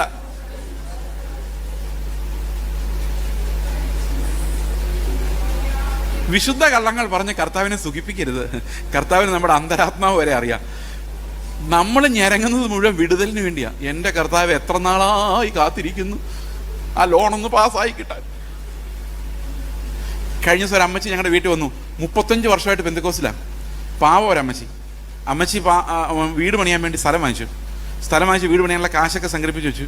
ഈ പണി തുടങ്ങി പറമ്പിൽ വെട്ടി കഴിഞ്ഞപ്പോൾ മനസ്സിലായത് അകത്ത് മുഴുവൻ പാറയാണ്. ഈ പാറ പൊട്ടിച്ചു കഴിഞ്ഞപ്പോഴേക്കും കാശ് തീർന്നു പോയി. ആ അമ്മച്ചി ഞങ്ങളുടെ വീട്ടിൽ വന്നിരുന്ന് പറഞ്ഞെന്താണെന്നറിയാം, എനിക്കത് കിട്ടിയില്ല, പക്ഷെ വാഗ്ദത്തമുണ്ട്, ഞാനൊരു വീട് പണിയും. പുള്ളിക്കാരി മരിക്കാറായെന്ന് ആലോചിക്കണം. അപ്പോഴും എങ്ങനെയെങ്കിലും ഒരു വീട് ഫിനിഷ് ചെയ്യണം. ആ ഒരു സ്വപ്നം, മലയാളിയുടെ ഏറ്റവും വലിയ സ്വപ്നം എന്ന് പറഞ്ഞാൽ ഒരു വീടാണ്. എല്ലാവർക്കും സന്തോഷമായോ? ഇതിനു വേണ്ടിയാണ് പ്രാർത്ഥന ഉപവാസവും മൊത്തം. ഓക്കെ, അപ്പൊ പ്രത്യാശിക്കുന്നതെന്ന് പറഞ്ഞാൽ എന്താ? ഞരങ്ങുന്ന എന്തിനു വേണ്ടിയാ? കർത്താവെ നിന്റെ തേജസ് ഞാൻ പ്രാപിക്കുന്നുണ്ട്. എന്തുകൊണ്ടാണ് ഞരക്കം ഉണ്ടാകുന്നറിയാം? ആത്മാവ് നമ്മുടെ ഉള്ളിൽ വരുമ്പോൾ ആത്മാവിന് ഏറ്റവും വലിയ ബുദ്ധിമുട്ട് നമ്മുടെ പാപമുള്ള ശരീരമാണ്. ഈ പാപമുള്ള ശരീരത്തിൽ ആത്മാവ് ഞരങ്ങിക്കൊണ്ടായിരിക്കുന്നത്. അത് റോമാലേഖനം 8 അധ്യായത്തിൽ നമ്മൾ വായിക്കും മനസ്സിലാവും. നമ്മുടെ ശരീരത്തിൽ പാപമുള്ളത് കൊണ്ട്, ക്രിസ്തുവിനെ പോലെ നമ്മളല്ലാത്തത് കൊണ്ട് നമ്മുടെ ഉള്ളിലിരുന്ന് ആത്മാവ് വല്ലാതെ ഞരങ്ങുന്നുണ്ട്. എങ്ങനെ ഞരങ്ങുന്നറിയോ? ഈ തേജസ് എന്ന് വരും. കാരണം ആത്മാവിന് അസഹനീയമാണ് എന്ത്? പാപ സ്വഭാവം. അപ്പൊ നമ്മളും തന്നെ ഞരങ്ങുക. കർത്താവെ, ആത്മാവ് വസിക്കുന്ന ദൈവത്തിന്റെ ആലയമായ എന്നില് കോപം, പലതരത്തിലുള്ള വികാരങ്ങൾ ഇങ്ങനെ ശരീരത്തിൽ നിന്ന് ഉണ്ടാവുകയാണല്ലോ കർത്താവെ, എന്ന് എനിക്കൊരു തേജസ്കരണം ഉണ്ടാകും. എന്നും പാപമൊന്നും ഇല്ലാതെ നിന്റെ മുമ്പിൽ ഞാൻ ധൈര്യമായിട്ട് നിൽക്കും. ഈ ഞരക്കം ആത്മാവുള്ള എല്ലാവർക്കും ഉണ്ടാകണമെന്നാണ്. മനസ്സിലായ? ഒരു കാലത്ത് ഈ ഞരക്കമായിരുന്നു രക്ഷ. ഈ പ്രത്യാശ എന്ന് പറഞ്ഞാൽ ആ ഞരക്കമാണ്. ഈ ഞരക്കം നമ്മുടെ ഉള്ളിൽ ഉണ്ടാകുമ്പോൾ ആ പരവേശം, ആ കൊതി, കാന്തനെ കാണുവാൻ ആർത്തി വളരുന്നേ എന്ന് എൻ്റെ ഉള്ളം കൊണ്ട് പറയുന്നൊരു വെപ്രാളം. എന്നോട് ഈ ഞരക്കം എന്നുള്ള വാക്കിനൊരു സഹോദരൻ പറഞ്ഞ അർത്ഥമാണ് ആകാംക്ഷയോടെയുള്ള വെപ്രാളം. ഈ വെപ്രാളം നമ്മുടെ ഉള്ളിൽ കർത്താവിനെ കാണാൻ വേണ്ടി ഉണ്ടാവുക, തേജസ് പ്രാപിക്കാൻ വേണ്ടി ഉണ്ടാവുക എന്ന് പറയുന്ന ഇതിനെയാണ് നമ്മൾ പ്രത്യാശ എന്ന് പറയുന്നത്. പിന്നെ പ്രത്യാശഗാനം പാടാൻ നമുക്ക് ധൈര്യമുണ്ടോ? ആമേൻ കർത്താവേ വരണമേ എന്ന് പറയുമ്പോൾ ഞാൻ പോകുമെന്ന് എനിക്ക് ഉറപ്പില്ല. പിന്നെ എന്ത് ധൈര്യത്തിന് ഞാൻ ആമേൻ കർത്താവ് വരണമെന്ന് പറയുന്നത്? മറ്റുള്ള ആൾക്കാരെ കൊണ്ടുവന്ന് കാണാൻ വേണ്ടിയാ? അപ്പൊ ശരിക്കും വിശ്വാസം എന്ന് പറഞ്ഞാൽ എന്തുവാ? എന്റെ വിഷയങ്ങളുടെ വിടുതൽ അടുത്ത ജൂണിൽ നടക്കും അല്ല, കർത്താവ് വരുമ്പോൾ ഞാനും തേജസ്സിൽ എടുക്കപ്പെടും. അതെ, വിശ്വാസം അട്ടിമറിക്കപ്പെട്ടിരിക്കുന്നു. പ്രത്യാശിക്കുന്നതിന്റെ ഉറപ്പ് എന്നുള്ളതിന് പകരം മോഹിക്കുന്നതിന്റെ ഉറപ്പ് പ്രസംഗിക്കുന്നവർ വർദ്ധിച്ചിരിക്കുന്നു. സഭകളിൽ അന്യാഗ്നി കത്തി യേശുക്രിസ്തു ഇല്ലാത്ത സഭകൾ ഉണ്ടാകുന്നു. യേശുക്രിസ്തുവിന്റെ ജീവനോ പ്രസംഗമോ ഒരു വാക്യം പോലും പറയാത്ത സഭകൾ. ഈ അന്യാഗ്നി കത്തുന്നതിന്റെ ഒരു എക്സാമ്പിൾ ഞാൻ പറയാം. ഞങ്ങളുടെ ചർച്ചിൽ ഒരു മിഷണറി കുട്ടിയുണ്ട്. ഇതൊക്കെ യൂട്യൂബ് വഴി പോകുന്ന കാര്യമാണെന്ന് എനിക്കറിയാം, എന്നാലും അത് അറിഞ്ഞിരുന്നോട്ടെന്ന് വിചാരിച്ചാണ്. അവൾ കർത്താവ് ഒരു വിഷം കൊടുത്തു. കർത്താവിനെ കുറിച്ച് ഒരിക്കലും കേട്ടിട്ടില്ല. അതൊരു ദേശത്ത് പോയിട്ട് ജീവം മരണം അതിജീവിച്ച് 1.5 വർഷം അവിടെ താമസിച്ച്, 2 വർഷം അവിടെ താമസിച്ചു. 1 വർഷം കൊണ്ട് പോരാമായിരുന്നു, പക്ഷേ വേണ്ട, 1 വർഷം കൊണ്ട് ഞാൻ താമസിച്ചോട്ടെ എന്ന് റിക്വസ്റ്റ് ചെയ്തൊരു വളരെ വിദൂരമായ ഒരു രാജ്യത്ത് പോയി താമസിച്ചു. കർത്താവിൻ്റെ വേല ചെയ്തു, വളരെ സക്സസ്ഫുൾ ആയിട്ട് ചെയ്തു. തിരിച്ചു വന്നപ്പോൾ ഈ കുട്ടിക്ക് തിരിച്ചു പോകണം. പക്ഷെ വീട്ടിലെല്ലാവരും വിശ്വാസികളാണ്, പെന്തക്കോസ്തുകാരാ. പക്ഷെ എന്താ ചെയ്തെന്നറിയാമോ? വീട് പൂട്ടിയിട്ടിട്ട് പാസ്റ്റർമാരെ തലയൊക്കെ വെച്ച് പ്രാർത്ഥിപ്പിക്കുക, ഈ മിഷണറി ആയിട്ട് പോകുന്ന ആത്മാവിനെ ശാസിക്കാൻ വേണ്ടി. എന്ന് ആലോചിച്ചു. പെന്തക്കോസ്ത് നടന്ന കാര്യമാണ്. എനിക്കറിയാവുന്ന സ്ഥലത്ത് അപ്പോൾ അന്യാഗ്നി കത്തിയാൽ എവിടം വരെ കത്തും? കർത്താവിനെ തള്ളിപ്പറയുന്ന ഒരു സ്പിരിറ്റിലേക്ക് അത് നമ്മുടെ ഇടയിൽ എത്തിക്കഴിഞ്ഞു. കർത്താവിനെ പ്രാക്ടിക്കലി ലൈഫിൻ്റെ എല്ലാ ഭാഗത്തുനിന്നും തള്ളിക്കളയുന്ന, അവൻ്റെ കയ്യിൽ നിന്ന് അനുഗ്രഹങ്ങൾ മാത്രം വാങ്ങിക്കുന്ന, അവൻ്റെ ജീവൻ്റെ പങ്കാളിത്തമില്ലാത്ത നിർജീവ ക്രിസ്ത്യാനികൾ നമ്മുടെ ഇടയിൽ വർദ്ധിക്കുന്നു. മാത്രമല്ല ശുശ്രൂഷകരുടെ ഇടയിലും അത് വർദ്ധിച്ചു വരുന്നത് കൊണ്ട് അടുത്ത തലമുറയ്ക്ക് പോലും കർത്താവിനെ ലഭിക്കുന്നില്ല എന്നുള്ളതാണ് ഇന്നത്തെ ഏറ്റവും ദുഃഖകരമായ കാര്യം. ഓക്കെ, അപ്പോൾ പ്രത്യാശിക്കുന്നതിൻ്റെ ഉറപ്പ്. ഇനി അടുത്ത എന്താണ്? വിശ്വാസം എന്നതോ പ്രത്യാശിക്കുന്നതിൻ്റെ ഉറപ്പും കാണാത്ത കാര്യങ്ങളുടെ നിശ്ചയവും. അപ്പൊ നമുക്ക് ശരിക്കും ഒരു പ്രത്യാശ ഉണ്ടോ? എന്തുകൊണ്ടാണ് ഈ, അഥവാ പ്രത്യാശ ഇല്ലെങ്കിൽ എന്തുകൊണ്ടാണ് ഇല്ലാത്തത്? എങ്ങനെയാണ് ഈ പ്രത്യാശ പോയത്? 2 കാരണങ്ങളുണ്ട്. ഒന്ന്, ഞാൻ നേരത്തെ പറഞ്ഞ പോലെ ഉപജീവന ചിന്തകളാണ്. മറ്റൊന്ന് നമ്മളെക്കുറിച്ചുള്ള നമ്മുടെ മോശം എസ്റ്റിമേറ്റ് ആണ്. ഭയങ്കര വിനയമുള്ള ഒത്തിരി ആൾക്കാർ പറയും ഞാനെങ്ങും പോകുമെന്ന് അറിയത്തില്ല ബ്രദർ. ഭയങ്കര വിനയമാണ് കേട്ടോ. പക്ഷെ അത് ശരിക്കും വിനയമല്ല, അത് അഹങ്കാരമാണ്. എന്തുകൊണ്ടാണെന്നറിയോ? അവർ പറയുന്നത് കുറച്ചുകൂടെ അധ്വാനിച്ചാൽ പോകാം, എനിക്ക് അതിനുള്ള കപ്പാസിറ്റിയൊക്കെ ഉണ്ട്, പക്ഷെ അത്ര ആയില്ല എന്നാ പറയുന്നത്. ഇനി നമുക്ക് ഈ പ്രത്യാശ എവിടെ നിന്നാണ് വരുന്നത് നമുക്ക് നോക്കാം. കൽപ്പന അനുസരിച്ച് പ്രത്യാശ ഉണ്ടാക്കാമെന്ന് വിചാരിച്ചാൽ നടക്കില്ല. കാരണം രാവിലെ ഞാൻ പിള്ളേരോട് പറഞ്ഞു, ഒരു കൽപ്പന പോലും അനുസരിക്കാനുള്ള കപ്പാസിറ്റി നമുക്കില്ല. ഈ പാട്ട് കേട്ടിട്ടുണ്ടോ? പിളർന്നോരു പാറയേ. അടുത്ത സ്റ്റാൻസ് എങ്ങനെയാ? ഫസ്റ്റ് സ്റ്റാൻസ്, കൽപ്പന കാത്തിടുവാൻ ഒട്ടും പ്രാപ്തനല്ല ഞാൻ, വൈരാഗ്യം ഏറിയാലും, അതായത് ലോകത്തെ മുഴുവൻ വെറുത്ത് ഞാൻ ഉപേക്ഷിച്ചാലും, കണ്ണുനീർ ചൊരിഞ്ഞാലും വന്നിടാ പാപനാശം. ഇംഗ്ലീഷിൽ പറയുന്ന could my tears for ever flow. ഞാൻ മരിക്കുന്ന അവസാന മൊമെന്റ് വരെ എൻ്റെ കണ്ണുനീരിങ്ങനെ ഒഴുകിക്കൊണ്ടിരുന്നാലും പാപം തീരുകയില്ല. നമ്മൾ പലപ്പോഴും ഇങ്ങനെ പാപം ചെയ്തു കരഞ്ഞു, പാപം ചെയ്തു കരഞ്ഞു, കരഞ്ഞപ്പോൾ കർത്താവ് ക്ഷമിച്ചു, പിന്നെയും പാപം ചെയ്തു, പിന്നെയും കരഞ്ഞപ്പോൾ പിന്നെയും ക്ഷമിച്ചു. ബൈബിളിൽ എവിടെയുള്ളത് മനുഷ്യൻ്റെ കണ്ണുനീരിന് പാപത്തെ കഴുകാൻ പറ്റുമെന്ന്? പറ്റില്ല. യേശുവിൻ്റെ രക്തത്തിനല്ലാതെ ലോകത്തിൽ ഒന്നിനും നമ്മുടെ പാപങ്ങളെ കഴുകാൻ പറ്റത്തില്ല. Our tears are not enough to cleanse our sins. അവിടെ പറയുന്ന കൽപ്പന കാത്തിടുവാൻ ഒട്ടും പ്രാപ്തനല്ല ഞാൻ, വൈരാഗ്യമേറിയാലും കണ്ണുനീർ ചൊരിഞ്ഞാലും വന്നിടാ പാപനാശം. എന്തുകൊണ്ട് അങ്ങനെ പറയുന്നറിയോ? യേശു കർത്താവ് അവസാനത്തെ കൽപ്പനയായിട്ട് പറഞ്ഞ, ഇന്ന് രാവിലെ പിള്ളേരോട് പറഞ്ഞ കാര്യമാണ്. അവിടെ പറയുന്നത്, ഞാൻ നിങ്ങളോട് കൽപ്പിച്ചതൊക്കെയും പ്രമാണിപ്പാൻ തക്കവണ്ണം ഉപദേശിച്ച് ശിഷ്യന്മാരാക്കിക്കൊള്ളുവിൻ. ഞാൻ നിങ്ങളോട് കൽപ്പിച്ചു. അതെന്തൊക്കെയായിരുന്നത്? കർത്താവ് എന്തൊക്കെയാ പറഞ്ഞേ ശിഷ്യന്മാരോട്? അതൊക്കെ ഒന്ന് കൽപ്പിച്ച് നോക്കാം. നമുക്ക് അങ്ങോട്ടും ഇങ്ങോട്ടൊന്ന് പറഞ്ഞു നോക്കാം. ഞാൻ നിങ്ങളോട് പറയാം, അനുസരിക്കുക. നിങ്ങൾ എന്നോടും പറയണേ. നിങ്ങൾ സ്വത്തെല്ലാം വിറ്റ് ദരിദ്രർക്ക് കൊടുത്തിട്ട് കർത്താവിനെ അനുഗമിക്കണം. കർത്താവ് പറഞ്ഞ കാര്യമാണ്. റെഡി ഉള്ളവരൊന്ന് കൈവക്കി. അയ്യോ,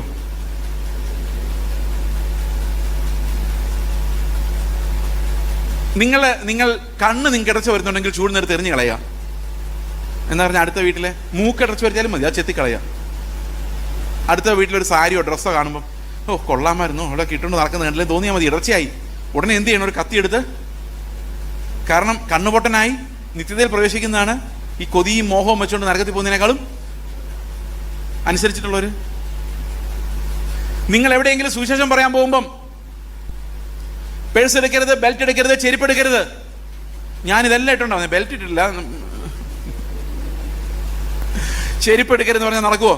അഡീഷണൽ ഡ്രസ്സ് എല്ലാം എടുത്തോണ്ടാ വരുന്നേ. കാരണം നമുക്ക് അത്രേ പറ്റുന്നുള്ളൂ. ഞാൻ എന്നിട്ട് ഇവിടെ നിന്നുകൊണ്ട് പറയുക, കർത്താവിൻ്റെ കൽപ്പനകളെല്ലാം അനുസരിക്കാൻ. എവിടെ നടന്നു? ഈ നടന്ന് ഞാൻ ഇന്നേ വരെ ആൾക്കാർ അന്വേഷിച്ചു നടക്കുക യേശു ക്രിസ്തുവിൻ്റെ പറഞ്ഞ കൽപ്പനകളിൽ ഒരെണ്ണമെങ്കിലും അനുസരിച്ച് ഒരാളെ കാണാൻ വേണ്ടി.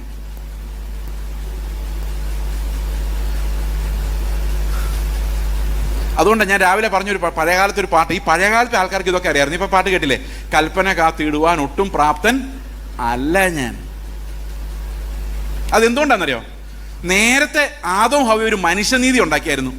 ഈ മനുഷ്യനീതിയുടെ പ്രത്യേകത എന്ന് വെച്ച് കഴിഞ്ഞാൽ ഞാൻ നീതിമാനും ബാക്കിയുള്ളവരെല്ലാം പോക്കുമായിരുന്നു, അല്ലേ? അപ്പം ഞാൻ നീതിമാനല്ല എന്ന് എനിക്ക് തോന്നണമെങ്കിൽ എന്ത് ചെയ്യണം? എൻ്റെ നീതിയെ പൊളിക്കണമെങ്കിൽ എന്ത് ചെയ്യണം? എന്നെ കൊണ്ട് പറ്റാത്തൊരു നീതി എൻ്റെ മുമ്പിൽ കൊണ്ട് വെക്കണ്ടേ?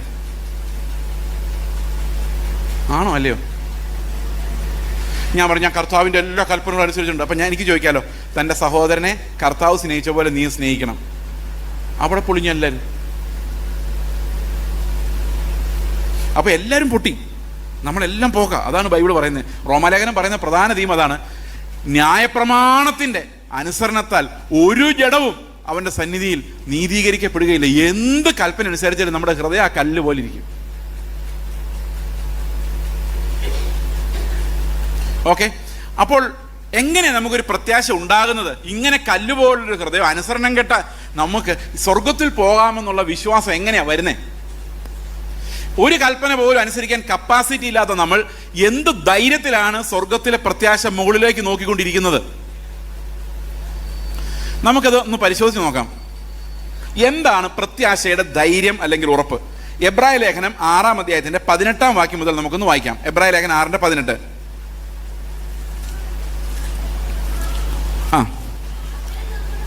അങ്ങനെ നമ്മുടെ മുൻപിൽ വെച്ചിട്ടുള്ള പ്രത്യാശ പിടിച്ചുകൊള്ളുവാൻ. അപ്പൊ ഞാൻ നിങ്ങളുടെ മുമ്പിൽ എന്താ വെച്ചത് ഇത്ര നേരം?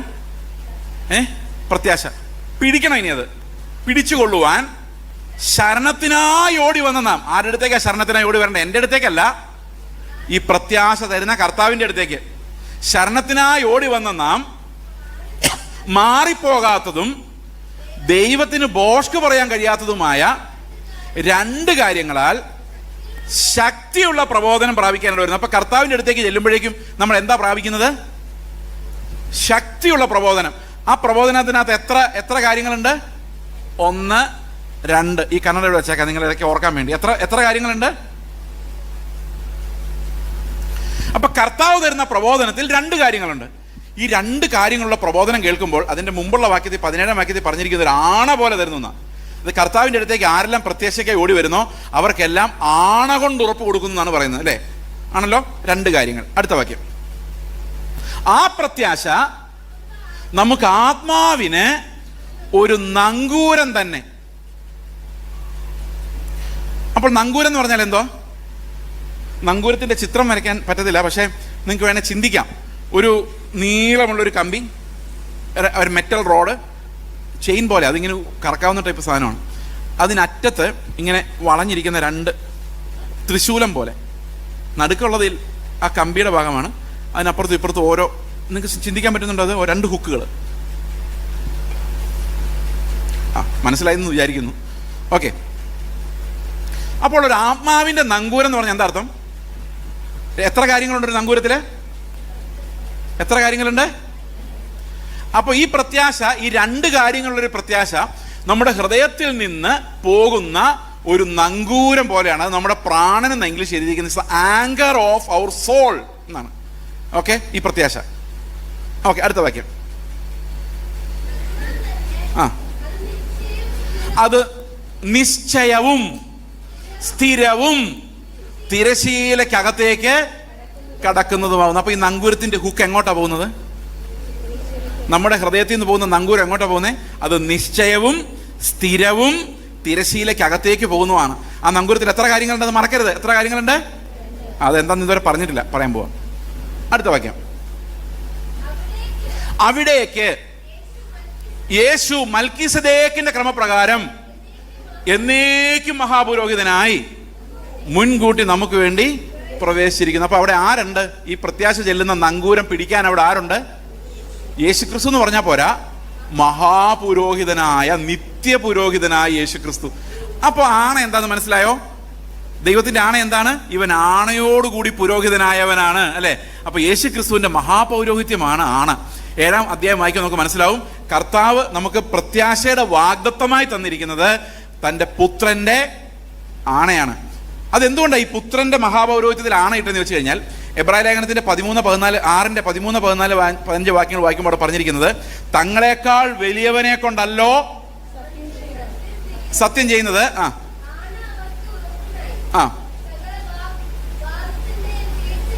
അടുത്ത വാക്യം. അതിന് മുമ്പുള്ള വാക്യം വായിക്കാമോ? ഇപ്പൊ വായിച്ചതിനൊക്കെ മുമ്പുള്ള വാക്യം. ദൈവം അബ്രഹാമിന് വാഗ്ദത്തം ചെയ്യുമ്പോൾ തന്നേക്കാൾ വലിയവനെ കൊണ്ട് സത്യം ചെയ്യുവാനില്ലാത്തത് കൊണ്ട് തന്നെ കൊണ്ട് തന്നെ സത്യം ചെയ്തു. അപ്പൊ ആണ ആരുടെ മേലെ ഇരിക്കുന്നേ? ദൈവത്തിന്റെ മേൽ തന്നെ. അതുകൊണ്ടാണ് നമ്മുടെ രക്ഷയുടെ ആണ നമ്മുടെ മേലല്ല, നമ്മളെ രക്ഷിക്കുന്ന പുത്രന്റെ മേലാണ്. കാരണം പുത്രൻ ആരാണ്? ദൈവം തന്നെയാണ്, അല്ലേ? അപ്പം അവന്റെ മഹാപൗരോഹിത്യത്തിന്മേലാണ് ദൈവം ആണയിട്ടിരിക്കുന്നത്. ഇനി നമുക്ക് ഈ രണ്ട് സാധനങ്ങൾ എന്താണെന്ന് നോക്കാം. ഓക്കെ, ഈ രണ്ട് കാര്യങ്ങൾ പറയുമ്പോൾ നിങ്ങൾക്ക് ഒരു പ്രത്യാശ ഉണ്ടാവും. ഓക്കെ, ഉണ്ടാവും, ഉറപ്പാണ്. അത് കഴിയുമ്പോൾ ഒരു പ്രത്യാശഗാനം പാടി നമുക്ക് പോവാം. ഓക്കെ, പക്ഷെ അപ്പോഴും ഉയരത്തിലേക്ക് നോക്കി ജീവിക്കുന്നത് എങ്ങനെയാണെന്ന് പറയാൻ പിന്നെ ഒരു 5-10 മിനിറ്റ് എടുക്കേണ്ടി വരും. എന്തായാലും എല്ലാം കൂടെ 8:45 നിർത്താമെന്നാണ് എൻ്റെ പ്രതീക്ഷ. ഓക്കെ, ഒരു പുരോഹിതൻ ചെയ്യുന്ന രണ്ട് കാര്യങ്ങൾ എന്തൊക്കെയാണ്? ഒരു മഹാപുരോഹിതൻ ചെയ്യുന്ന രണ്ട് കാര്യങ്ങൾ എന്തൊക്കെയാണ്? ഒന്ന്, അവൻ നമുക്ക് വേണ്ടി യാഗം കഴിക്കുന്നു. മറ്റൊന്ന്, മനുഷ്യർക്കും ദൈവത്തിനുമിടയിൽ ഇടുവിൽ നിൽക്കുന്നു, മധ്യസ്ഥത അണയ്ക്കുന്നു. അല്ലേ? അപ്പൊ ഈ കർത്താവ് ചെയ്ത രണ്ട് കാര്യങ്ങൾ എന്തൊക്കെയാ? ഒന്ന്, നമുക്ക് വേണ്ടി ഒരു യാഗം കഴിച്ചു. അത് 5-ാം അധ്യായത്തിൽ പറയുന്നുണ്ട്. 7-ാം അധ്യായത്തിൽ പറയുന്നത് എന്താണെന്നറിയാമോ? അവൻ നമുക്ക് വേണ്ടി മധ്യസ്ഥത കഴിച്ചുകൊണ്ടിരിക്കുന്ന, എന്നേക്കും ജീവിക്കുന്ന ഒരു മഹാപുരോഹിതനാണ്. അപ്പൊ രണ്ട് ഹുക്ക് എന്താണെന്ന് മനസ്സിലായോ? എന്തൊക്കെയാണ്? ഒന്ന്, കർത്താവ് എനിക്ക് വേണ്ടി മരിച്ചു. മറ്റൊന്ന്, അവൻ എനിക്ക് വേണ്ടി മധ്യസ്ഥ അണച്ചുകൊണ്ടിരിക്കുന്നു. അത്രയും പറഞ്ഞാൽ പോരാ, അത് കുറച്ചും കൂടെ പറയാനുണ്ട്. അതെങ്ങനെയാണ് നമുക്ക് നോക്കാം. യേശുക്രിസ്തുവിന്റെ മരണം എങ്ങനെയാണ് നമ്മുടെ പാപങ്ങൾക്ക് പകരമാകുന്നത് എന്ന് ചോദിച്ചു കഴിഞ്ഞാൽ അതിൻ്റെ ഉത്തരം എബ്രായ ലേഖനത്തിൻ്റെ തന്നെ 13-ാം അധ്യായത്തിൻ്റെ 11-ാം വാക്യത്തിൽ പറയുന്നു. മഹാപുരോഹിതൻ, നിങ്ങൾ ശ്രദ്ധിക്കണം, ഇത് ഈ എബ്രായ ലേഖനം നമുക്ക് മനസ്സിലായി കഴിഞ്ഞാൽ ഭയങ്കര ആനന്ദമാണ്. പക്ഷെ ഇത് മനസ്സിലാക്കണമെങ്കിൽ ഒരു ഇത്തിരി ഒന്ന് ശ്രദ്ധിച്ചിരിക്കണം, അത്രയേ ഉള്ളൂ. ഇപ്പോൾ ഈ പ്രസംഗം കേൾക്കാമെന്നുള്ള രീതിയിൽ ഇരിക്കുന്നതിന് പകരം ഇതൊന്ന് പഠിക്കാമെന്നുള്ള രീതിയിൽ ഇരുന്നാൽ ഇപ്പോൾ ഇത് പിടികിട്ടും. ഈ പ്രസംഗം കേട്ട് കഴിഞ്ഞാൽ നോട്ട് കുറിച്ച് ഈ നോട്ട് നിങ്ങളുടെ ജീവിതത്തിൽ ഒരിക്കലും നോക്കാൻ പോകുന്നില്ല.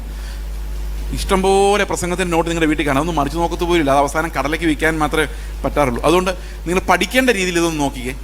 മഹാപുരോഹിതൻ പാപപരിഹാരമായി രക്തം വിശുദ്ധ മന്ദിരത്തിലേക്ക് കൊണ്ടുപോകുന്ന മൃഗങ്ങളുടെ ഉടൽ പാളയത്തിന് പുറത്ത് വെച്ച് ചുട്ടുകളയുന്നു. അപ്പം സത്യത്തിൽ സംഭവിക്കുന്നതെന്ന് വെച്ചാൽ ഞാൻ ഇങ്ങനെ തന്നെ കാണിക്കാം. ഇതാണ് പാളയമെന്ന് വെച്ചോ. ഓക്കെ, എന്താ പറയുന്നത്, വിശുദ്ധ മന്ദിരത്തിലേക്ക് എന്ന് വിചാരിച്ചോ. അപ്പം രക്തം അങ്ങോട്ട് കൊണ്ടുപോയി, മൃഗത്തിൻ്റെ ഉടൽ എവിടെയാ? പാളയത്തിന് പുറത്ത്, വെളിയിലാണല്ലേ. അപ്പൊ രക്തം അകത്തും ഉടൽ വെളിയിലും അല്ലേ? അടുത്ത വാക്യം. അങ്ങനെ യേശുവും സ്വന്തം രക്തത്താൽ ജനത്തെ വിശുദ്ധീകരിക്കേണ്ടതിന് നഗരവാതിലിന്, പാളയത്തിന് പുറത്ത് വെച്ച്, അപ്പൊ കർത്താവിന്റെ ശരീരം എവിടെ വെച്ചാൽ തകർക്കപ്പെടുന്നേ? പാളയത്തിന് പുറത്ത്. അപ്പൊ രക്തം എവിടെയാ? നമ്മളിപ്പോഴും പറയില്ലേ കാൽവരി ക്രൂശിൽ ചൊരിഞ്ഞ രക്തമെന്ന്. ശരിക്കും ചൊരിഞ്ഞത് അവിടെയാണെങ്കിലും അർപ്പിച്ചത് അവിടെ അല്ല. എവിടെയാണ് കർത്താവ് രക്തം അർപ്പിച്ചത്? നമുക്കൊന്ന് പുറകോട്ട് വരണം. 9-ാം അധ്യായത്തിലേക്ക് വന്നേ. 9-ാം അധ്യായത്തിന്റെ 11-ാം വാക്യം ഞാൻ വായിക്കാം. ക്രിസ്തുവോ വരുവാനുള്ള നന്മകളുടെ മഹാപുരോഹിതനായി വന്നിട്ട് കൈപ്പണി അല്ലാത്തതായി, എന്ന് വെച്ചാൽ ഈ സൃഷ്ടിയിൽ ഉൾപ്പെടാത്തതായി, വലിപ്പവും തികവുമുള്ള ഒരു കൂടാരത്തിൽ കൂടി ആട്ടുകൊറ്റന്മാരുടെയും പശുകിടാങ്ങളുടെ രക്തത്താലല്ല, സ്വന്തം രക്തത്താൽ തന്നെ ഒരിക്കലായി പ്രവേശിച്ച് എന്നേക്കുമായുള്ളൊരു വീണ്ടെടുപ്പ് സാധിപ്പിച്ചു. എന്ന് പറഞ്ഞ എന്താ സംഭവം? ഈ യേശുവിന്റെ രക്തം അർപ്പിച്ചത് എവിടെയാ? തിരശ്ശീലയ്ക്ക് അപ്പുറത്താണോ ഇപ്പുറത്താണോ? ഈ സൃഷ്ടിയിൽ ഉൾപ്പെടുന്നതല്ല. വലിപ്പവും തികവുള്ളതാണ്. വീഴ്ച പറ്റിയ ഈ സൃഷ്ടിക്കകത്തുള്ളൊരു കൂടാരമല്ല. നിത്യമായൊരു കൂടാരത്തിൽ, ആ നിത്യമായ കൂടാരത്തിനകത്ത് കർത്താവ് എന്ത് ചെയ്തു? അവന്റെ രക്തം അർപ്പിച്ചു. അല്ലേ? അപ്പൊ ശരീരം എവിടെ ചുട്ടുകളയപ്പെട്ടു? ശരീരം എവിടെ പീഡനം അനുഭവിച്ചു? പാളയത്തിന് പുറത്ത്. അപ്പൊ പ്രിയ സഹോദരങ്ങളെ, നിത്യതയിലാണ് യേശു രക്തം ചൊരിഞ്ഞതെങ്കിൽ നമ്മുടെ ജീവിതത്തിന്റെ എല്ലാ സമയത്തും ആ രക്തം ഫ്രഷ് ആയിട്ട് നമുക്ക് കാണാൻ പറ്റത്തില്ലേ? എത്രവർക്ക് മനസ്സിലായി ഞാൻ പറഞ്ഞത്? അത് അർപ്പിച്ച് കഴിഞ്ഞു എന്ന് പറയാൻ പറ്റത്തില്ല. കാരണം അതെപ്പോഴും അർപ്പിക്കപ്പെട്ടതായി നമ്മൾ കാണുന്നു ആ രക്തം. കാരണം എന്താ? ആ യാഗം നിത്യമാണ്. അതുകൊണ്ടാണ് നമ്മൾ നിത്യയാഗത്താൽ എന്ന് പറയുന്നത്. അതുകൊണ്ട് എന്താ പ്രത്യേകത എന്നറിയാമോ? ഒരിക്കൽ കഴിച്ച ശരീരയാഗത്താൽ ഏത് സമയത്തും നമുക്ക് കൃപാസനത്തിലേക്ക് പ്രവേശിക്കാനുള്ള ധൈര്യം കർത്താവ് തന്നിരിക്കുന്നു എന്നുള്ളതാണ്. ഇത് എക്സ്പ്ലെയിൻ ചെയ്തിട്ട് 10-ാം അധ്യായത്തിൽ എബ്രായ ലേഖനകർത്താവ് പറയുകയാണ്, 10-19 മുതലുള്ള വാക്യങ്ങൾ ഇങ്ങനെയാണ്. അതുകൊണ്ട് സഹോദരന്മാരെ, യേശു തന്റെ ദേഹം എന്ന തിരശ്ശീലയിൽ കൂടി നമുക്ക് പ്രതീക്ഷിച്ച ജീവനുള്ള പൊതുവഴിയായി തന്റെ രക്തത്താൽ വിശുദ്ധ മന്ദിരത്തിലേക്കുള്ള പ്രവേശനത്തിന് ധൈര്യവും ദേവാലയത്തിലൊരു മഹാപുരോഹിതന് നമുക്കുള്ളത് കൊണ്ട്, ഇപ്പോഴും അതവിടെ ഉള്ളത് കൊണ്ട്, ഹാബേൽ രക്തത്തെക്കാൾ ഗുണകരമായി സംസാരിക്കുന്ന യേശുവിന്റെ രക്തം ഇപ്പോഴും അർപ്പിക്കപ്പെട്ട രീതിയിൽ അവിടെ ഉള്ളത് കൊണ്ട് ഏത് സമയത്തും നമുക്ക് അങ്ങോട്ട് നോക്കിയാൽ മതി. അതുകൊണ്ട് ഇവിടെ പറയാണ്, ദുർമനസാക്ഷി വിട്ട് ഹൃദയത്തിൽ തളിക്കപ്പെട്ടവരായി നിങ്ങൾ നിങ്ങളുടെ പ്രത്യാശയുടെ സ്വീകാരം മുറുകെ പിടിച്ചുകൊള്ളുക. കാരണം ഒരിക്കലും നിങ്ങൾ അകന്നു പോകുന്നില്ല. ഏത് സമയത്തും തിരിച്ചു ചെന്നാലും അവിടെ പ്രവേശിക്കാൻ ആ രക്തവും ആ മഹാപുരോഹിതനോട് നമുക്കായിട്ടുണ്ട്. എത്ര പേർക്ക് മനസ്സിലായി ഞാൻ പറയുന്നത്? മനസ്സിലായോ? ഓക്കെ, അപ്പോൾ ഈ രക്തം നമുക്കായി ഗുണകരമായി സംസാരിച്ചുകൊണ്ടിരിക്കുന്നു. 10-ന്റെ 14 പറയുന്നത്, ഏകയാഗത്താൽ അവൻ വിശുദ്ധീകരിക്കപ്പെടുന്നവർക്ക് വേണ്ടി സദാകാലത്തേക്കും സൽഗുണപൂർത്തി വരുത്തിയിരിക്കുന്നു. ഞാനൊരു ഓർത്തഡോക്സുകാരനായിരുന്നു. ഓർത്തഡോക്സിൽ അച്ഛന്മാരെ കുർബാന ചൊല്ലും ആഴ്ചയിൽ. വർഷത്തിലൊരിക്കലും ഞങ്ങൾ കുമ്പസാരം നടത്തിയും നടത്താതെയൊക്കെ അവർ നുറുക്കി തരുന്ന അപ്പം കഴിക്കും. ഓരോ പ്രാവശ്യം അപ്പം കഴിക്കുമ്പോൾ നമ്മുടെ വിചാരം ഇതുവരെയുള്ള പാപങ്ങളെല്ലാം തീർന്നെന്നാണ്. ഞാൻ ഓർക്കുന്നുണ്ട്, പാപം പോയി എന്ന് പറഞ്ഞ് തുള്ളിച്ചാടി വീട്ടിൽ പോയത് 6ാം ക്ലാസ്സിൽ പഠിക്കുമ്പോൾ. അന്ന് കുഞ്ഞു പിള്ളേർ, ചെറിയ പിള്ളേർക്ക് എന്താ കുമ്പസാരിക്കാതെ തന്നെ അച്ഛൻ ഇങ്ങനെ കൊടുത്തു വിടുമായിരുന്നു. തലേ കൈവച്ചൊന്ന് കുലുക്കിയിട്ട് കൊടുത്തു വിടും. അപ്പോൾ എല്ലാ വർഷവും കർത്തൃമേ ഈ അപ്പം നുറുക്കി എടുത്ത് പാവമായിട്ട് പറഞ്ഞ് കുമ്പസാരിച്ച് ഞാൻ മരിക്കാൻ പോവാണ്. 99.25 വയസ്സായി. 100 ആകുമ്പോഴേക്കും ഞാൻ തീരും.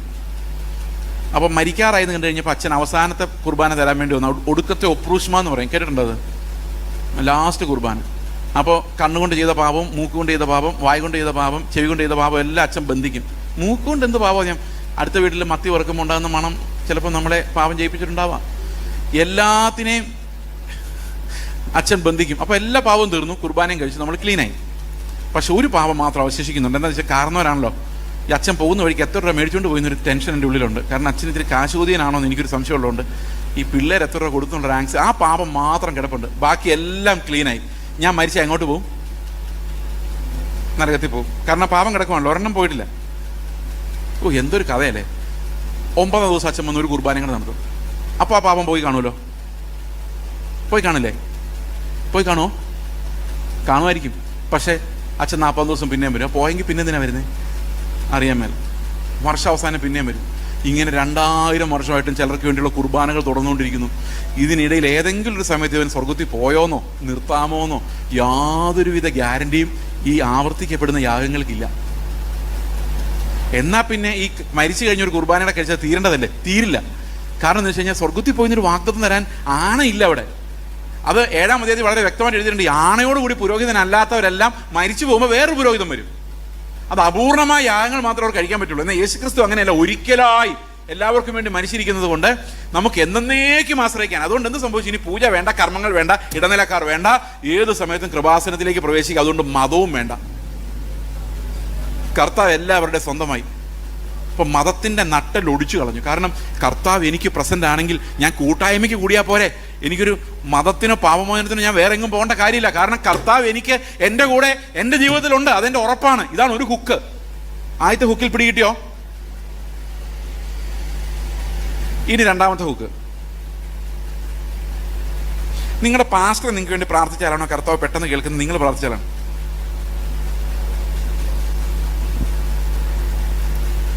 ചിലർ പ്രാർത്ഥിക്കുമ്പം ചിലർക്ക് പ്രാർത്ഥനാവരം ഉണ്ട്. അവർ പ്രാർത്ഥിച്ചാൽ കേൾക്കും എന്നൊക്കെ പറയുന്ന കേട്ടില്ലേ? വെറും കള്ളത്തരം. അങ്ങനെയൊന്നും ബൈബിളിലില്ല. പ്രാർത്ഥനാ വരം എന്ന് പറഞ്ഞൊരു സാധനവും ഇല്ല. സ്പെഷ്യലി റെക്കമെൻഡ് ചെയ്യാൻ കൊള്ളാവുന്ന മനുഷ്യരും ഇല്ല. യേശു ക്രിസ്തുവിന് ഏക മധ്യസ്ഥനല്ലാതെ വേറൊരു മധ്യസ്ഥനെയും ദൈവം അംഗീകരിക്കത്തില്ല. അത് നിങ്ങൾ പ്രാർത്ഥിച്ചാലും ഞങ്ങൾ പ്രാർത്ഥിച്ചാലും ഒരുപോലെയാണ്. പൗലോസ് എന്താ പറഞ്ഞത്? ഞങ്ങൾ നിങ്ങൾക്ക് വേണ്ടി ഇടവിടാതെ അപേക്ഷിക്കുന്നു, നിങ്ങൾ ഞങ്ങൾക്ക് വേണ്ടിയും പ്രാർത്ഥിക്കുവിൻ. അവിടെ ആരായി അഭിഷിക്തൻ? ആരാ റെവറൻഡ്? ആരുമില്ല. ഞങ്ങൾക്കെല്ലാം ഓരോ ശുശ്രൂഷകൾ ഉള്ളതുകൊണ്ടാണ് നിങ്ങളുടെ മുമ്പിൽ നിൽക്കുന്നത്. ദൈവത്തിന് മുമ്പിൽ ഞങ്ങളെല്ലാം ഒന്ന് തന്നെയാണ്. ഈ അഭിഷിക്തൻ എന്നുള്ള പ്രയോഗം തന്നെ വലിയ പ്രശ്നമാണ്. അഭിഷിക്തൻ എന്നുള്ള വാക്കിന്റെ എബ്രായ പദം മെസിഹ എന്നും അഭിഷിക്തൻ എന്നുള്ള വാക്കിന്റെ ഗ്രീക്ക് പദം ക്രിസ്റ്റോസ് എന്നുമാണ്. പുതിയ നിയമത്തിന്റെ ശുശ്രൂഷകൾ അഭിഷേകത്തിന്റെ ഫലമല്ല. പുതിയ നിയമത്തിന്റെ ശുശ്രൂഷകൾ കൃപാവരത്തിന്റെ ഫലമാണ്. ചിലർക്ക് പ്രവാചകന്മാരായും ചിലർക്ക് ഉപദേഷ്ടാക്കന്മാരായും ചിലർക്ക് ഇടയന്മാരായും അവൻ കൃപകളെ ദാനങ്ങളെ നൽകിയിരിക്കുന്നു. അഭിഷേകം എല്ലാവർക്കും ഉണ്ട്. നമ്മളെല്ലാവരും അവൻ്റെ ആത്മാവുള്ളവരും അഭിഷേകമുള്ളവരുമാണ്. അത് ക്രിസ്തുവിൻ്റെ തലയിൽ വീണ അഭിഷേകമാണ്. അവൻ്റെ അഭിഷേകം നമ്മളിരിക്കുന്നു. ഹീ ഈസ് ദ അഭിഷിക്തൻ and we are part of his body and we are all anointed because of that anointing. Because of Christos we are anointed. പക്ഷേ നമ്മളെല്ലാം കൃപാവരങ്ങളുള്ളവരാണ്. സഭയുടെ ലീഡർഷിപ്പിൽ ഇരിക്കുന്നവർക്കുള്ളത് കൃപാവരമാണ്. അതാണ് പുതിയ നിയമത്തിന്റെ പ്രത്യേകത. We are all anointed by the same spirit into the same body. വിശ്വാസമാണോ? ഇങ്ങനെയൊക്കെ പറഞ്ഞാൽ ഞാൻ ഇതിനകത്ത് വന്നത്. പിന്നെ മനസ്സിലായി ചില ആൾക്കാർക്ക് പ്രത്യേക അനോയിന്റിങ് എന്നൊക്കെ പഠിപ്പിക്കുന്നുണ്ടെന്നുള്ള കാര്യം. ആദ്യമൊക്കെ ഇടനിലക്കാരില്ല, മധ്യസ്ഥന്മാരില്ല എന്നൊക്കെ പറഞ്ഞ് ഞങ്ങളെയൊക്കെ പിടിച്ചതിനകത്താക്കിയത്. ഇപ്പോൾ എവിടെ നോക്കിയാലും ഇടനിലക്കാരാണ്. പ്രിയ സഹോദരങ്ങളെ, യേശു ക്രിസ്തു എന്ന ഏക മധ്യസ്ഥനല്ലാതെ ആകാശത്തിന് കീഴിൽ നിങ്ങളുടെ പ്രശ്നങ്ങൾ പരിഹരിക്കാൻ വേറെ ആരുമില്ല. സന്തോഷമായോ? അപ്പോൾ ഇതാണോ? അപ്പോൾ ഇനി ഈ ചോദ്യം അവിടെ കിടക്കട്ടെ. നമ്മൾ പ്രാർത്ഥിക്കുന്ന പല ചോദ്യങ്ങൾക്ക് ഉത്തരവില്ല. എന്തോരോ പ്രാർത്ഥിക്കുന്നത്, കർത്താവ് മൈൻഡ് ചെയ്യുന്നേ ഇല്ല എന്ന് തോന്നുമോ ചില സമയത്ത്? കഴിഞ്ഞ ദിവസം ഒരു ചർച്ചിൽ പ്രസംഗിക്കാൻ വേണ്ടി ഞാൻ വെയിറ്റ് ചെയ്യുമ്പം എൻ്റെ മുമ്പിൽ ഒരു പാസ്റ്റർ പ്രസംഗിച്ചു 15 മിനിറ്റ്. പുള്ളിയുടെ ചർച്ച അത് കേട്ടോ. പുള്ളി പറഞ്ഞ എന്നാന്നറിയോ? നിങ്ങൾ കേട്ടാൽ ഞെട്ടിപ്പോവും. പേര് പറഞ്ഞാൽ നിങ്ങൾക്ക് എല്ലാവർക്കും അറിയാവുന്ന ആളാണ്. ആ പ്രസംഗം കേട്ട് നിങ്ങളൊക്കെ ആത്മാവിലാവുന്നുണ്ടായിരിക്കാം. പക്ഷെ അദ്ദേഹം പറഞ്ഞ ഇതാണ്: കർത്താവ് നമുക്ക് പല വാഗ്ദത്തങ്ങളും തന്നിട്ടുണ്ട്, ഒന്നും നടക്കുന്ന കാണുന്നില്ല. അതുകൊണ്ട് കർത്താവിന് നമുക്ക് 2 മാസം കൂടെ അവധി കൊടുക്കാം. ഒരു തല മന്ദിച്ചു പോയി. എൻ്റെ കർത്താവ്, ഇവർ കൊത്തി കൊത്തി മുളത്തിൽ കയറി എന്ന് പറയുന്ന പോലെ ഇത് കർത്താവിൻ്റെ പരമാധികാരത്തെയും ഗ്ലോറിയെയും വെച്ചാണ് ഇപ്പോൾ ആൾക്കാർ കളിക്കുന്നത്.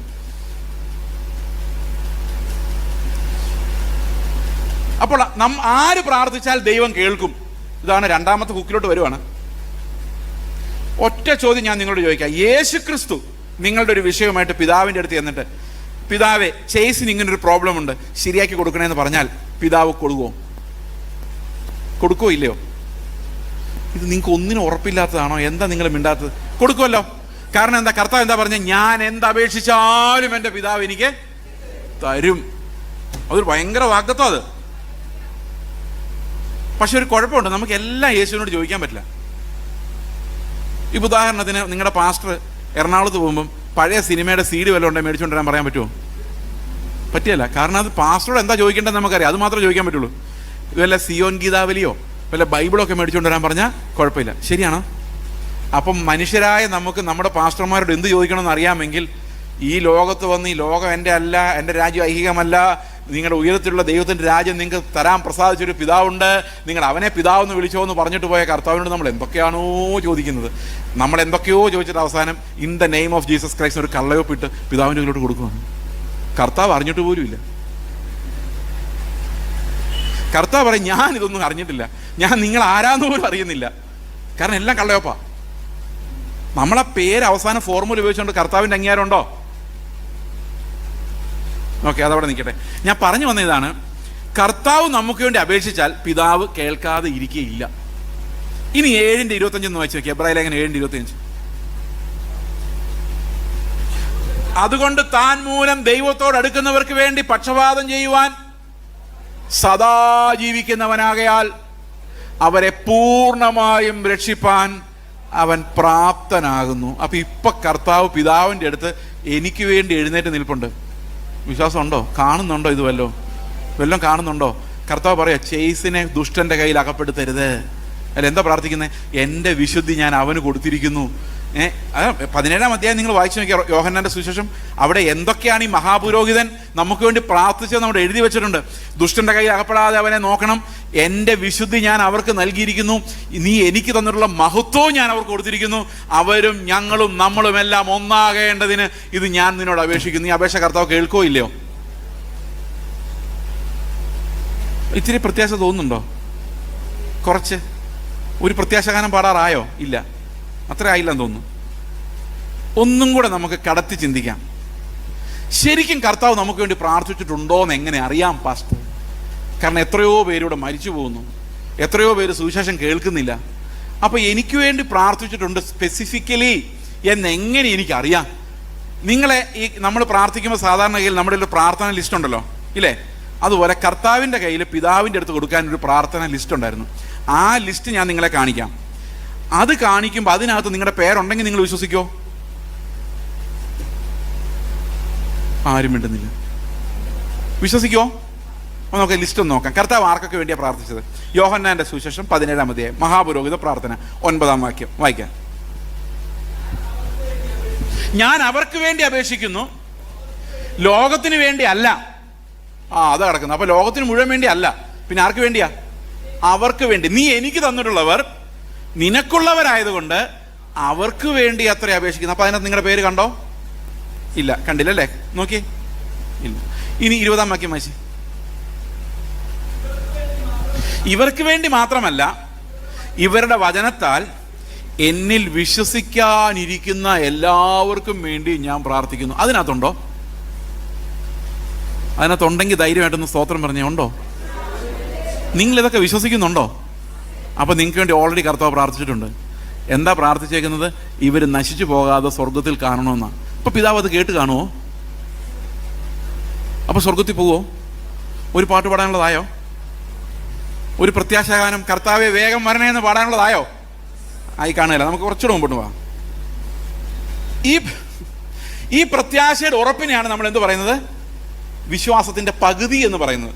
വിശ്വാസം എന്നതോ? അപ്പൊ കുറച്ച് ആൾക്കാർക്കെങ്കിലും ഉറപ്പ് കിട്ടും. ഉറപ്പ് കിട്ടിയാൽ നമുക്ക് ഭയങ്കര ധൈര്യമാണ്. കാരണം ഈ നീതി ഈ ഉറപ്പോടു കൂടിയേ വരുള്ളൂ. അതെന്തുകൊണ്ടാന്ന് വെച്ച് കഴിഞ്ഞാൽ, ഈ മോശ എന്നോട് പറയാമെന്ന് വിചാരിച്ചോ, എടാ ചെയ്സേ, ശരിക്കും പറഞ്ഞാൽ പല്ലിന് പകരം പല്ല്, കണ്ണിന് പകരം കണ്ണെന്നൊക്കെ ഞാൻ പറയാൻ കാരണം ദുഷ്ടന്മാരായതുകൊണ്ടാണ്.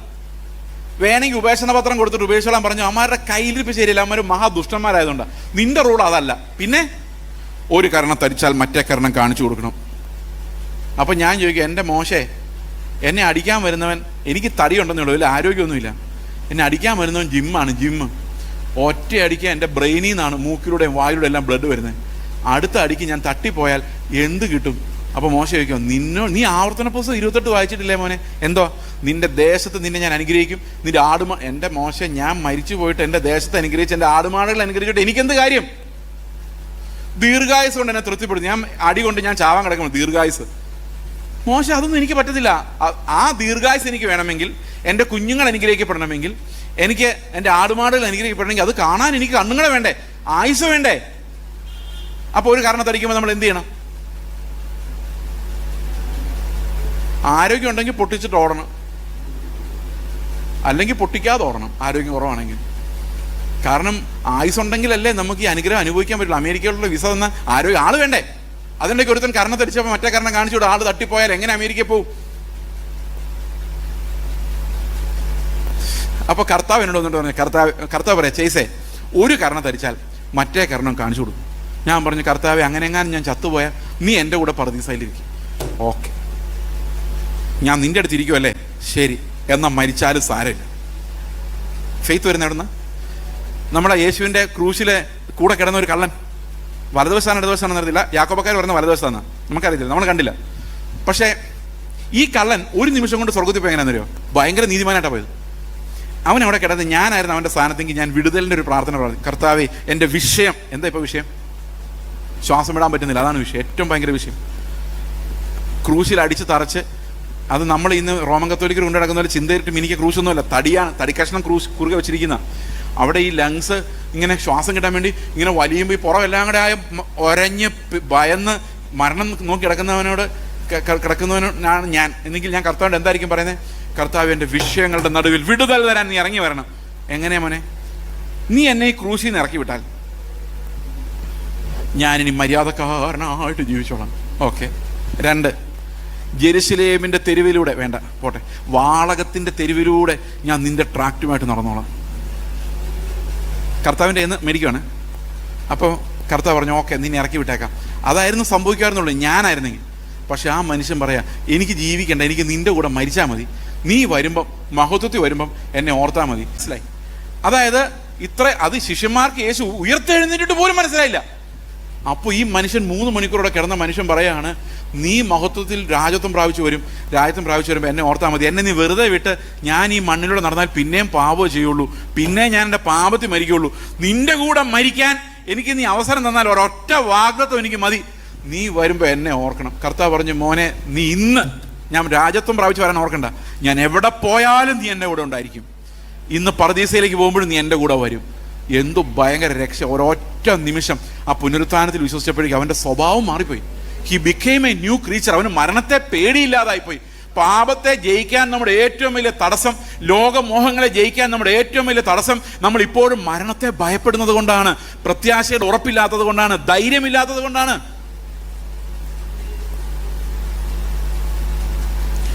പത്രോസിന്റെ ലേഖനത്തിൽ പറയുന്നത് എന്താണ്? എങ്ങനെയാണ് ലോകത്തിന്റെ മോഹങ്ങളിൽ നിന്ന് രക്ഷപ്പെടുന്നത്? പത്രോസിന്റെ ലേഖനം 2 പത്രോസ് 1-ാം അധ്യായത്തിന്റെ 3-ാം വാക്യം, തൻ്റെ മഹത്വത്താലും വീര്യത്താലും നമ്മെ വിളിച്ചവൻ്റെ പരിജ്ഞാനത്താൽ അവൻ്റെ ദിവ്യശക്തി ജീവനും ഭക്തിക്കും വേണ്ടിയതൊക്കെയും നമുക്ക് ദാനം ചെയ്തു. ഞാൻ ആദ്യം വിചാരിച്ചുകൊണ്ടിരുന്നത് ജീവനും ഭക്തി എന്ന് പറഞ്ഞാൽ രാവിലെ ഉച്ചയ്ക്കും വൈകിട്ടും ഫുഡ് കഴിക്കാനുള്ളതും, പിന്നെ ഭക്തിക്ക് വേണ്ടെന്ന് പറഞ്ഞാൽ ചർച്ചിൽ പോകാനുള്ള വണ്ടിക്കൂലിയും ദശാംശം ഇടാനുള്ള പൈസ ഞാൻ വിചാരിച്ചുകൊണ്ടിരുന്നത് ആദ്യം. പിന്നെ മനസ്സിലായത് ആ വിളി അങ്ങനല്ല കിടക്കുന്നത്. അത് ഇംഗ്ലീഷിൽ വായിക്കുമ്പോൾ ഉണ്ടല്ലോ, അതെങ്ങനെയെന്നറിയോ? തൻ്റെ മഹത്വത്താലും വീര്യത്താലും എന്നല്ല, തൻ്റെ മഹത്വത്തിലേക്കും വീര്യത്തിലേക്കും ഒന്നും. അപ്പോൾ ദൈവം എങ്ങോട്ട് വിളിച്ചതെന്ന് വെച്ചാൽ അവൻ്റെ മഹത്വവും, ഈ വീര്യം എന്നുള്ളതിനെ ഇംഗ്ലീഷ് എഴുതിയിരിക്കുന്ന എക്സലൻസ് എന്ന്. നമ്മൾ എങ്ങോട്ടാണ് വിളിച്ചേക്കുന്നത്? ക്രിസ്തുവിൻ്റെ ഗ്ലോറിയിലേക്കും അവൻ്റെ എക്സലൻസിലേക്കും നമ്മളെ വിളിച്ചിട്ട് ആ ജീവിതം ജീവിക്കാൻ ആവശ്യമായ എല്ലാം. അപ്പൊ എനിക്ക് പറയാൻ പറ്റില്ല, എനിക്ക് അവനെ സ്നേഹിക്കാൻ പറ്റത്തില്ല, അവൻ മഹാവൃത്തികെട്ടവനാ, അതിനുള്ളതും കൂടെ കർത്താവ് തരുന്നുണ്ട്. പറ്റില്ല എന്ന് പറയാൻ പറ്റില്ല. കാരണം എന്താ? ക്രിസ്തുവിനെ പോലെ ജീവിക്കാൻ ആവശ്യമായ എല്ലാ ധനവും അവന്റെ പരിജ്ഞാനത്തിൽ അവൻ നമുക്ക് നൽകിയിട്ടുണ്ട്. അതല്ല അതിന്റെ അർത്ഥം. അടുത്ത വാക്യം, അവയാൽ അവൻ നമുക്ക് വിലയേറിയതും അതിമഹത്വമായ വാഗ്ദത്തങ്ങളും നൽകിയിരിക്കുന്നു. അപ്പോൾ ഭയങ്കര വാഗ്ദത്തങ്ങളാണ്, ക്രിസ്തുവിന്റെ തേജസിന്റെ വാഗ്ദത്തം. അടുത്ത വാക്യം പറയാണ്, ഈ വയാൽ എന്ന് പറഞ്ഞാൽ ഈ വാഗ്ദത്തങ്ങളാൽ നിങ്ങൾ ലോകത്തിൽ മോഹത്താലുള്ള നാശം വിട്ടൊഴിഞ്ഞ് ദിവ്യ സ്വഭാവത്തിന് കൂട്ടുക. അപ്പൊ ദിവ്യ സ്വഭാവത്തിന്റെ പങ്കാളികളാണെങ്കിൽ നമുക്ക് എന്ത് വാഗ്ദത്തം വേണം? അതിമഹത്തായ നിത്യതയെ സംബന്ധിക്കുന്ന ക്രിസ്തുവിന്റെ ധനത്തെക്കുറിച്ചുള്ള വാഗ്ദത്തം ഉണ്ടെങ്കിൽ മാത്രമേ, അതിന്റെ മനോഹരത്വം കണ്ടാൽ മാത്രമേ നമുക്ക് ഈ ലോകം വേണ്ട എന്ന് പറയാൻ പറ്റുള്ളൂ. അതുകൊണ്ടാണ് കൊളോസി ലേഖനത്തിൽ പറയുന്നത്, നമ്മൾ അവസാനിപ്പിക്കാൻ പോവാണ്, എൻ്റെ വാച്ചിൽ 7 മിനിറ്റ് കൂടെ ഉണ്ട്. നമുക്ക് കൊളോസി ലേഖനത്തിലെ വാക്യങ്ങളൊന്ന് വായിക്കാം. 2-ാം അധ്യായത്തിന്റെ 20 മുതൽ 3-ാം അധ്യായത്തിന്റെ 3 വരെ വായിക്കണം. നിങ്ങൾ ക്രിസ്തുവിനോട് കൂടെ ലോകത്തിന്റെ ആദ്യ പാഠങ്ങൾ സംബന്ധിച്ച് മരിച്ചുവെങ്കിൽ ലോകത്തിൽ ജീവിക്കുന്നവരെ പോലെ മനുഷ്യകൽപ്പനകൾക്കും ഉപദേശങ്ങൾക്കും അനുസരണമായി പിടിക്കരുത്, രുചിക്കരുത്, തൊടരുത് എന്നുള്ള ചട്ടങ്ങൾക്ക് കീഴ്പ്പെടുന്നത്. അപ്പം മിക്കവാറും നമ്മുടെ വിശുദ്ധിയല്ല എവിടെ നിന്ന് വരുന്ന? ചട്ടങ്ങൾക്ക് കീഴ്പ്പെട്ടിട്ടുണ്ടാകുന്ന. ഈ ചട്ടങ്ങൾക്ക് കീഴ്പ്പെടുമ്പോൾ ഒരു കുഴപ്പമുണ്ട്. അടുത്ത വാക്യം, ഇതെല്ലാം ഉപയോഗത്താൽ നശിച്ചു പോകുന്നതാണ്. അതൊക്കെയും സ്വേച്ഛ ആരാധന, ഈ സ്വന്തം ഇച്ഛയെ ആരാധിക്കുക, അതാണ് വിൽ വർഷിപ്പിംഗ് എന്ന് പറയും. അതായത് സ്വേച്ഛാരാധനയിലും ശരീരത്തിന്റെ താഴ്മയിലും രസിക്കുന്നവർക്ക് ജ്ഞാനത്തിന്റെ പേര് മാത്രമുള്ളത് ജഡാഭിലാഷത്തെ അടക്കുവാനോ പ്രയോജനമുള്ളതല്ല.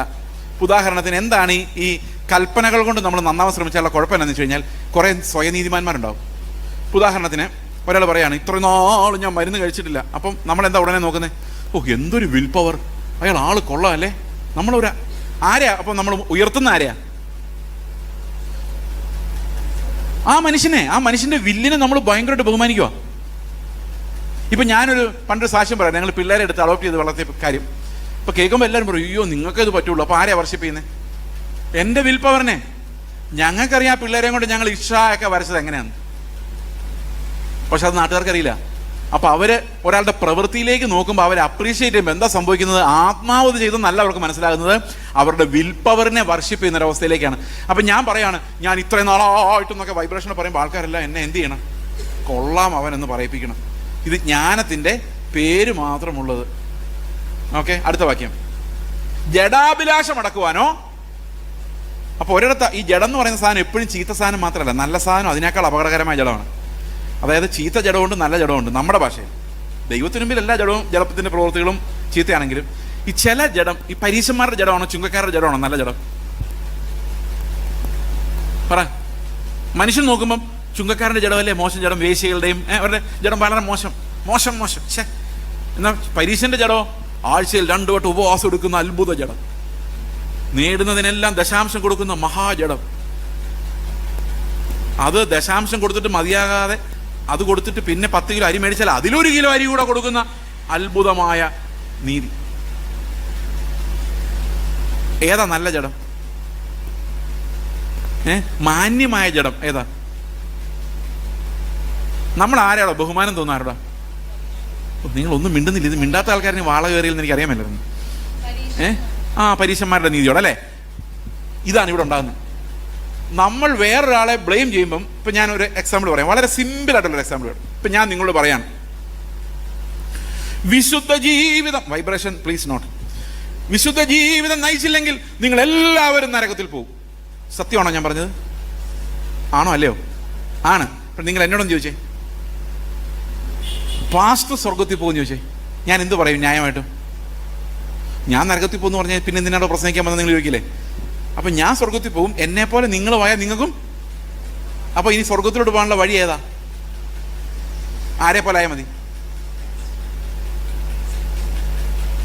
നിങ്ങൾ ആലോചിക്കുക, എന്ത് ഭയങ്കര മണ്ടത്തര പറഞ്ഞെന്ന്. ഈ മനുഷ്യൻ ഇവിടെ നിന്ന് ഇയാൾ ചെയ്ത ഏതൊക്കെയോ പ്രവൃത്തികൾ വെച്ച് നീതി ഉണ്ടാക്കി, ഇത് ദൈവത്തിനെതിരെയുള്ള വെല്ലുവിളിയായിട്ടല്ലേ വരുന്നത്. എന്നിട്ട് പറയുകയാണ്, എന്നെ പോലെ നീയും ജീവിച്ചാൽ, വെള്ള മാസ്ക് വെച്ചാൽ, അല്ലെങ്കിൽ ഞാൻ പ്രാർത്ഥിക്കുന്ന അത്രയും പ്രാർത്ഥിച്ചാൽ നീയും സ്വർഗത്തിൽ പോകുന്ന ഒരാൾ പറഞ്ഞാൽ നമ്മുടെ സ്വർഗത്തിലോട്ടുള്ള പിതാവിൻ്റെ അടുത്തോട്ടുള്ള വഴി ആരാ? ഇങ്ങനെ പറയുമ്പോഴോ? അപ്പൊ ഇവിടെ പ്രസംഗിക്കുന്നിടത്തെല്ലാം ഈ കൊളോസ്യർ 2:20 ആ ഭാഗം വായിക്കുമ്പോൾ പ്രസംഗിക്കുന്നിടത്തെല്ലാം വേറൊരു ക്രിസ്തു ഉണ്ടാകുന്നത്. അപ്പൊ പിന്നെ എന്ത് ചെയ്യണം? ഇവരുടെ വില്ലിനെ ആരാധിച്ച് മെമൻറ്റോ കൊടുത്ത് ആദരിച്ച് സീറ്റിലിരുത്തി. ഇന്നലെ ഞാനൊരു മീറ്റിങ്ങിന് പോയപ്പം അവിടെ ഒരു പാവപ്പെട്ട വർഷിപ്പ് ലീഡറിനെ അവർ ആദരിക്കാൻ വേണ്ടി വലിയ TV-യിൽ വീഡിയോ ഒക്കെ കാണിച്ചു. അയാൾ അവിടെ നിന്ന് കരഞ്ഞു, എൻ്റെ ദൈവമേ ദയവായിട്ട് നോക്കി ചെയ്യാൻ പറഞ്ഞു. നിവൃത്തിയില്ല, ഇത് പുകഴ്ത്തി കഴിഞ്ഞാൽ നമുക്കൊരു തിരിച്ച് നമ്മളും പുകഴ്ത്തുന്നുള്ളൊരു പ്രതീക്ഷയാണ് ആയിരിക്കാം. ഇവിടെ എല്ലാ ആളുകളുടെ പ്രവൃത്തി കണ്ട് അത് വലിയ കാര്യമായിട്ട് വിചാരിക്കാതിരിക്കാൻ വേണ്ടി പൗലോസ് എപ്പോഴും പറയുന്നു, ഇതിന്റെ പ്രവൃത്തിയാൽ വരുന്ന നീതിയല്ല, യേശുക്രിസ്തുവിൽ വിശ്വസിക്കുമ്പോൾ ക്രിസ്തു വിശ്വസിക്കുന്നവർക്ക് നൽകുന്ന നീതി തന്നെ ലഭിച്ച അവനിലിരിക്കേണ്ടതിനും.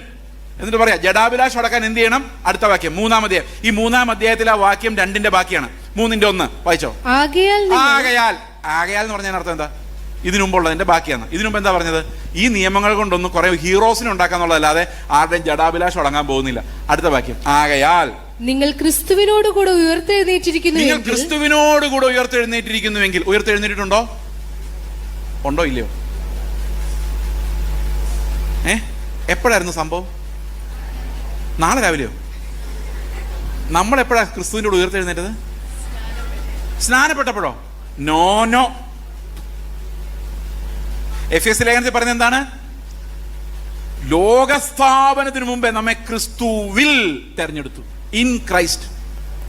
അപ്പൊ എന്താ സംഭവിച്ചതെന്ന് ചോദിച്ചാൽ, എൻ്റെ കയ്യിലൊന്നും ഇല്ലേ? ഒരു മിനിറ്റ്, ഞാൻ കാണിച്ചു. ഓക്കെ, ഒരു 100 രൂപ തന്നെ ആയിക്കോട്ടെ, കാര്യമായിട്ടിരിക്കും. അപ്പൊ ലോകസ്ഥാപനത്തിന് മുമ്പ് കർത്താവ് എന്ത് ചെയ്തു? നമ്മെ തെരഞ്ഞെടുത്തിട്ട് എവിടെ തെരഞ്ഞെടുത്തു? ക്രിസ്തുവിൽ തെരഞ്ഞെടുത്തു. നമ്മൾ ജനിച്ചിട്ടില്ല. നമ്മൾ ജനിച്ചിട്ട് എത്ര വർഷമെന്ന് പറയുന്നില്ല, അതിൻ്റെ ആവശ്യമില്ല. ഈ അടുത്ത കാലത്താണ് നമ്മളെല്ലാം ജനിച്ചത്. പക്ഷെ ക്രിസ്തുവിൽ നമ്മെ തെരഞ്ഞെടുത്ത ദൈവത്തിന്റെ മുന്നറിവിൽ സകല ലോകത്തിന് അടിസ്ഥാനം ഇടുന്നതിന് മുമ്പാണ്. അപ്പൊ അന്നോട്ട് നമ്മൾ ക്രിസ്തുവിലുണ്ട്. എന്തിനാണെന്നറിയോ? ക്രിസ്തു എവിടെ പോയാലും നമ്മളും ഉണ്ട്. അവൻ കാൽവരി ക്രൂശിൽ മരിച്ചപ്പോൾ നമ്മൾ അവൻ്റെ കൂടെ മരിച്ചു. അതാ നാം മരിച്ചു, നമ്മുടെ ജീവൻ അവനിൽ. അപ്പൊ വിശ്വാസത്തിന്റെ കണ്ടന്റ് എന്താന്ന് വെച്ച് കഴിഞ്ഞാൽ ഞാൻ മരിച്ചു എന്നുള്ളതാ കണ്ടന്റ്. നിങ്ങൾ മരിച്ചോ? ബൈബിൾ അങ്ങനെ പറയുന്നത്.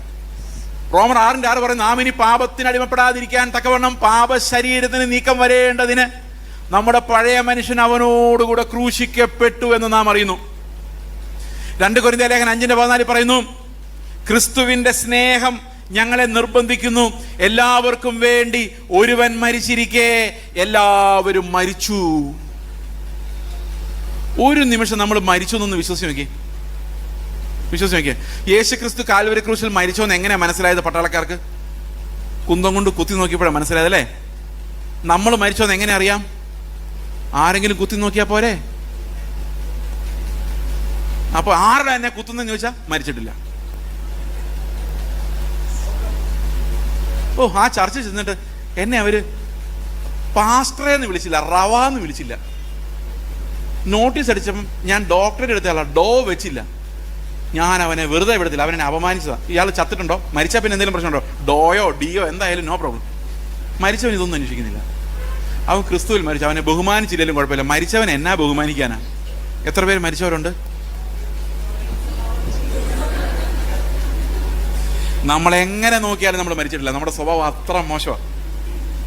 ഈ കോപവും ദേഷ്യവും വൈരാഗ്യവും. കാരണം ഈ ബയോളജി അങ്ങനെയാണ്, നമ്മുടെ ബയോളജി അങ്ങനെയാണ്.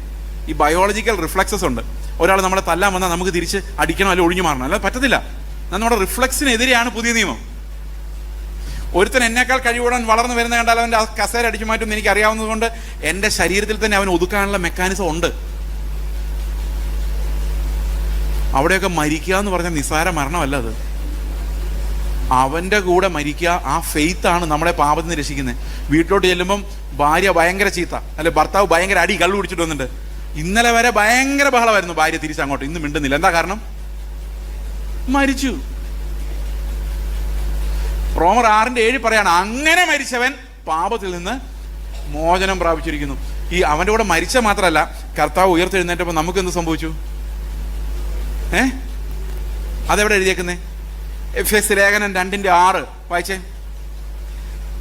തന്റെ കരുണയുടെ അത്യന്ത ധനത്തെ വരുംകാലങ്ങളിൽ കാണിക്കേണ്ടതിന് ക്രിസ്തു യേശുവിൽ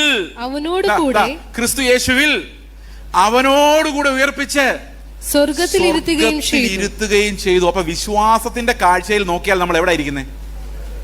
നമ്മുടെ ഈ കാഴ്ചയിൽ നോക്കിയാലോ, ഇവിടെ ഈ പ്രാർത്ഥിക്കുന്ന കൺസേണുകൾ മുഴുവൻ അവിടാണോ ഇവിടാണോ? ഞാനിത് പറഞ്ഞപ്പം എൻ്റെ സഭയിലൊരു സഹോദരൻ പറഞ്ഞു, ഇവിടെ നിന്നുകൊണ്ട് സ്വർഗം കണ്ട ഒന്നും മനസ്സിലാവില്ല, നമുക്ക് പരിചയമില്ല. പോയി ഈ സ്വർഗത്തിൽ നിന്നുകൊണ്ട് നമുക്ക് ഈ ഭൂമി ഒന്ന് നോക്കിയാൽ, അയ്യോ നമ്മുടെ ഓട്ടവും കസേരയ്ക്ക് വേണ്ടിയുള്ള ബഹളവും യുദ്ധവും കാശുണ്ടാക്കാൻ വേണ്ടി കാശ് തീരുമ്പോഴുള്ള ടെൻഷനും എല്ലാം കണ്ടു കഴിഞ്ഞാൽ നമുക്ക് തന്നെ നാണക്കേട് തോന്നും. ക്രിസ്തുവിൽ മരിച്ച് പുനരുത്ഥാനം ചെയ്ത് സ്വർഗത്തിൽ തേജസ്സിലിരിക്കുന്നവന്മാരുടെ ഓരോരോ സ്വഭാവങ്ങൾ ഒന്ന് മോളിൽ ഒന്ന് താവട്ടം നോക്കണം. അതാണ് കൊളോസി ലേഖനം. നാം അവനോടുകൂടെ ഉയർത്തെഴുന്നേറ്റിരിക്കുന്നുവെങ്കിൽ നമ്മുടെ ജഡാഭിലാഷം അടങ്ങുവാൻ കുറെ നിയമങ്ങൾ പോരാ. പിന്നെ എന്തു വേണം? അവനോടുകൂടി ഉയർത്തെഴുന്നേറ്റിരിക്കുന്നുവെങ്കിൽ നാം ക്രിസ്തുവിരിക്കുന്ന ഉയരങ്ങളിലുള്ളത് അന്വേഷിക്കുവിൻ. അപ്പോൾ ഓരോ സമയത്തും ഞാനൊരു സഹോദരനോട് വഴക്കാന്ന് വിചാരിച്ചോ, അപ്പം ഞാൻ വിചാരിക്കാം അവൻ അഹങ്കാരം, അവനെ ബഹുമാനിച്ചില്ല. അപ്പം നമ്മൾ ഭൂമിയിലേക്കാണോ നോക്കിയത്? സ്വർഗത്തിലേക്കാണോ നോക്കിയത്? ഇനി സ്വർഗത്തിലേക്ക് നോക്കിയേ. കർത്താവേ, എന്നെ നന്നാക്കാൻ പറ്റുന്ന ദൈവത്തിന് ഇവനെ നന്നാക്കാൻ പറ്റും. അതെങ്ങോട്ടാണ് നോക്കിയത്? അപ്പം എല്ലാ ബന്ധങ്ങളെയും നമ്മൾ സ്വർഗത്തിലേക്ക് നോക്കി. എൻ്റെ ഭർത്താവ് മഹാ വഴക്കാളിയും തല്ലുന്നവനുമാണ്, പക്ഷെ ദൈവമേ നീ വിചാരിച്ചാൽ അവനെ നന്നാക്കാൻ പറ്റും. സ്വർഗത്തിലോട്ട് നോക്കിക്കഴിഞ്ഞാൽ നമ്മളും കർത്താവിൻ്റെ ശുശ്രൂഷയിൽ ഭാഗമായി. അവൻ്റെ മരണത്തിൽ പങ്കാളികളാവുന്നവരല്ല, അവൻ്റെ പുനരുത്ഥാനത്തിലും പങ്കാളികളാണ്. ഇങ്ങനെയാണ് നമ്മൾ നീതിമാന്മാരാകുന്നത്. അല്ലാതെ ഈ പഴയ ശരീരത്തെ മരിപ്പിച്ച് പുതുതാക്കി സ്വർഗത്തിൽ നമ്മെ ഇരുത്തിയിരിക്കുന്നു. എത്ര പേർക്ക് സ്വർഗത്തിൽ നോക്കി ജീവിക്കാൻ പറ്റുമോ? പ്രത്യാശയുണ്ടോ? പോകുമോ? അപ്പം നമുക്കൊരു പാട്ട് പാടാം, ഒരു പ്രത്യാശഗാനം പാടാം, ഏതെങ്കിലും ഒരു പ്രത്യാശഗാനം. നമുക്കൊരു നിമിഷം പ്രാർത്ഥിക്കാം. ഞങ്ങളുടെ സ്വർഗസ്ഥ പിതാവേ, അങ്ങയുടെ നാമത്തെ ഞങ്ങൾ മഹത്വപ്പെടുത്തുന്നു. ഞങ്ങൾക്ക് വേണ്ടി അറുക്കപ്പെട്ട കുഞ്ഞാടിനെ ഞങ്ങൾ ആരാധിച്ച് മഹത്വപ്പെടുത്തുന്നു. കർത്താവെ, കുഞ്ഞാടിന്റെ യോഗ്യതകൾ കൊണ്ട് മാത്രം ഞങ്ങൾ അങ്ങയുടെ മുമ്പിൽ നിൽക്കുന്നു. അല്ലെങ്കിൽ ഞങ്ങളും ആ പരമനീതിയാൽ അരിയപ്പെടേണ്ടവരായിരുന്നു. എന്നാൽ കർത്താവെ, അങ്ങ് തന്നെ ഞങ്ങളുടെ സ്ഥാനത്ത് അരിയപ്പെട്ട് ഞങ്ങൾക്ക് സ്വാതന്ത്ര്യം തന്നതിനായി, പ്രവേശനം തന്നതിനായി, പുത്രത്വം തന്നതിനായി ഞങ്ങൾ നന്ദിയോടെ അങ്ങേ സ്തുതിക്കുന്നു. കർത്താവായ യേശുക്രിസ്തുവിന്റെ നാമത്തിൽ തന്നെ.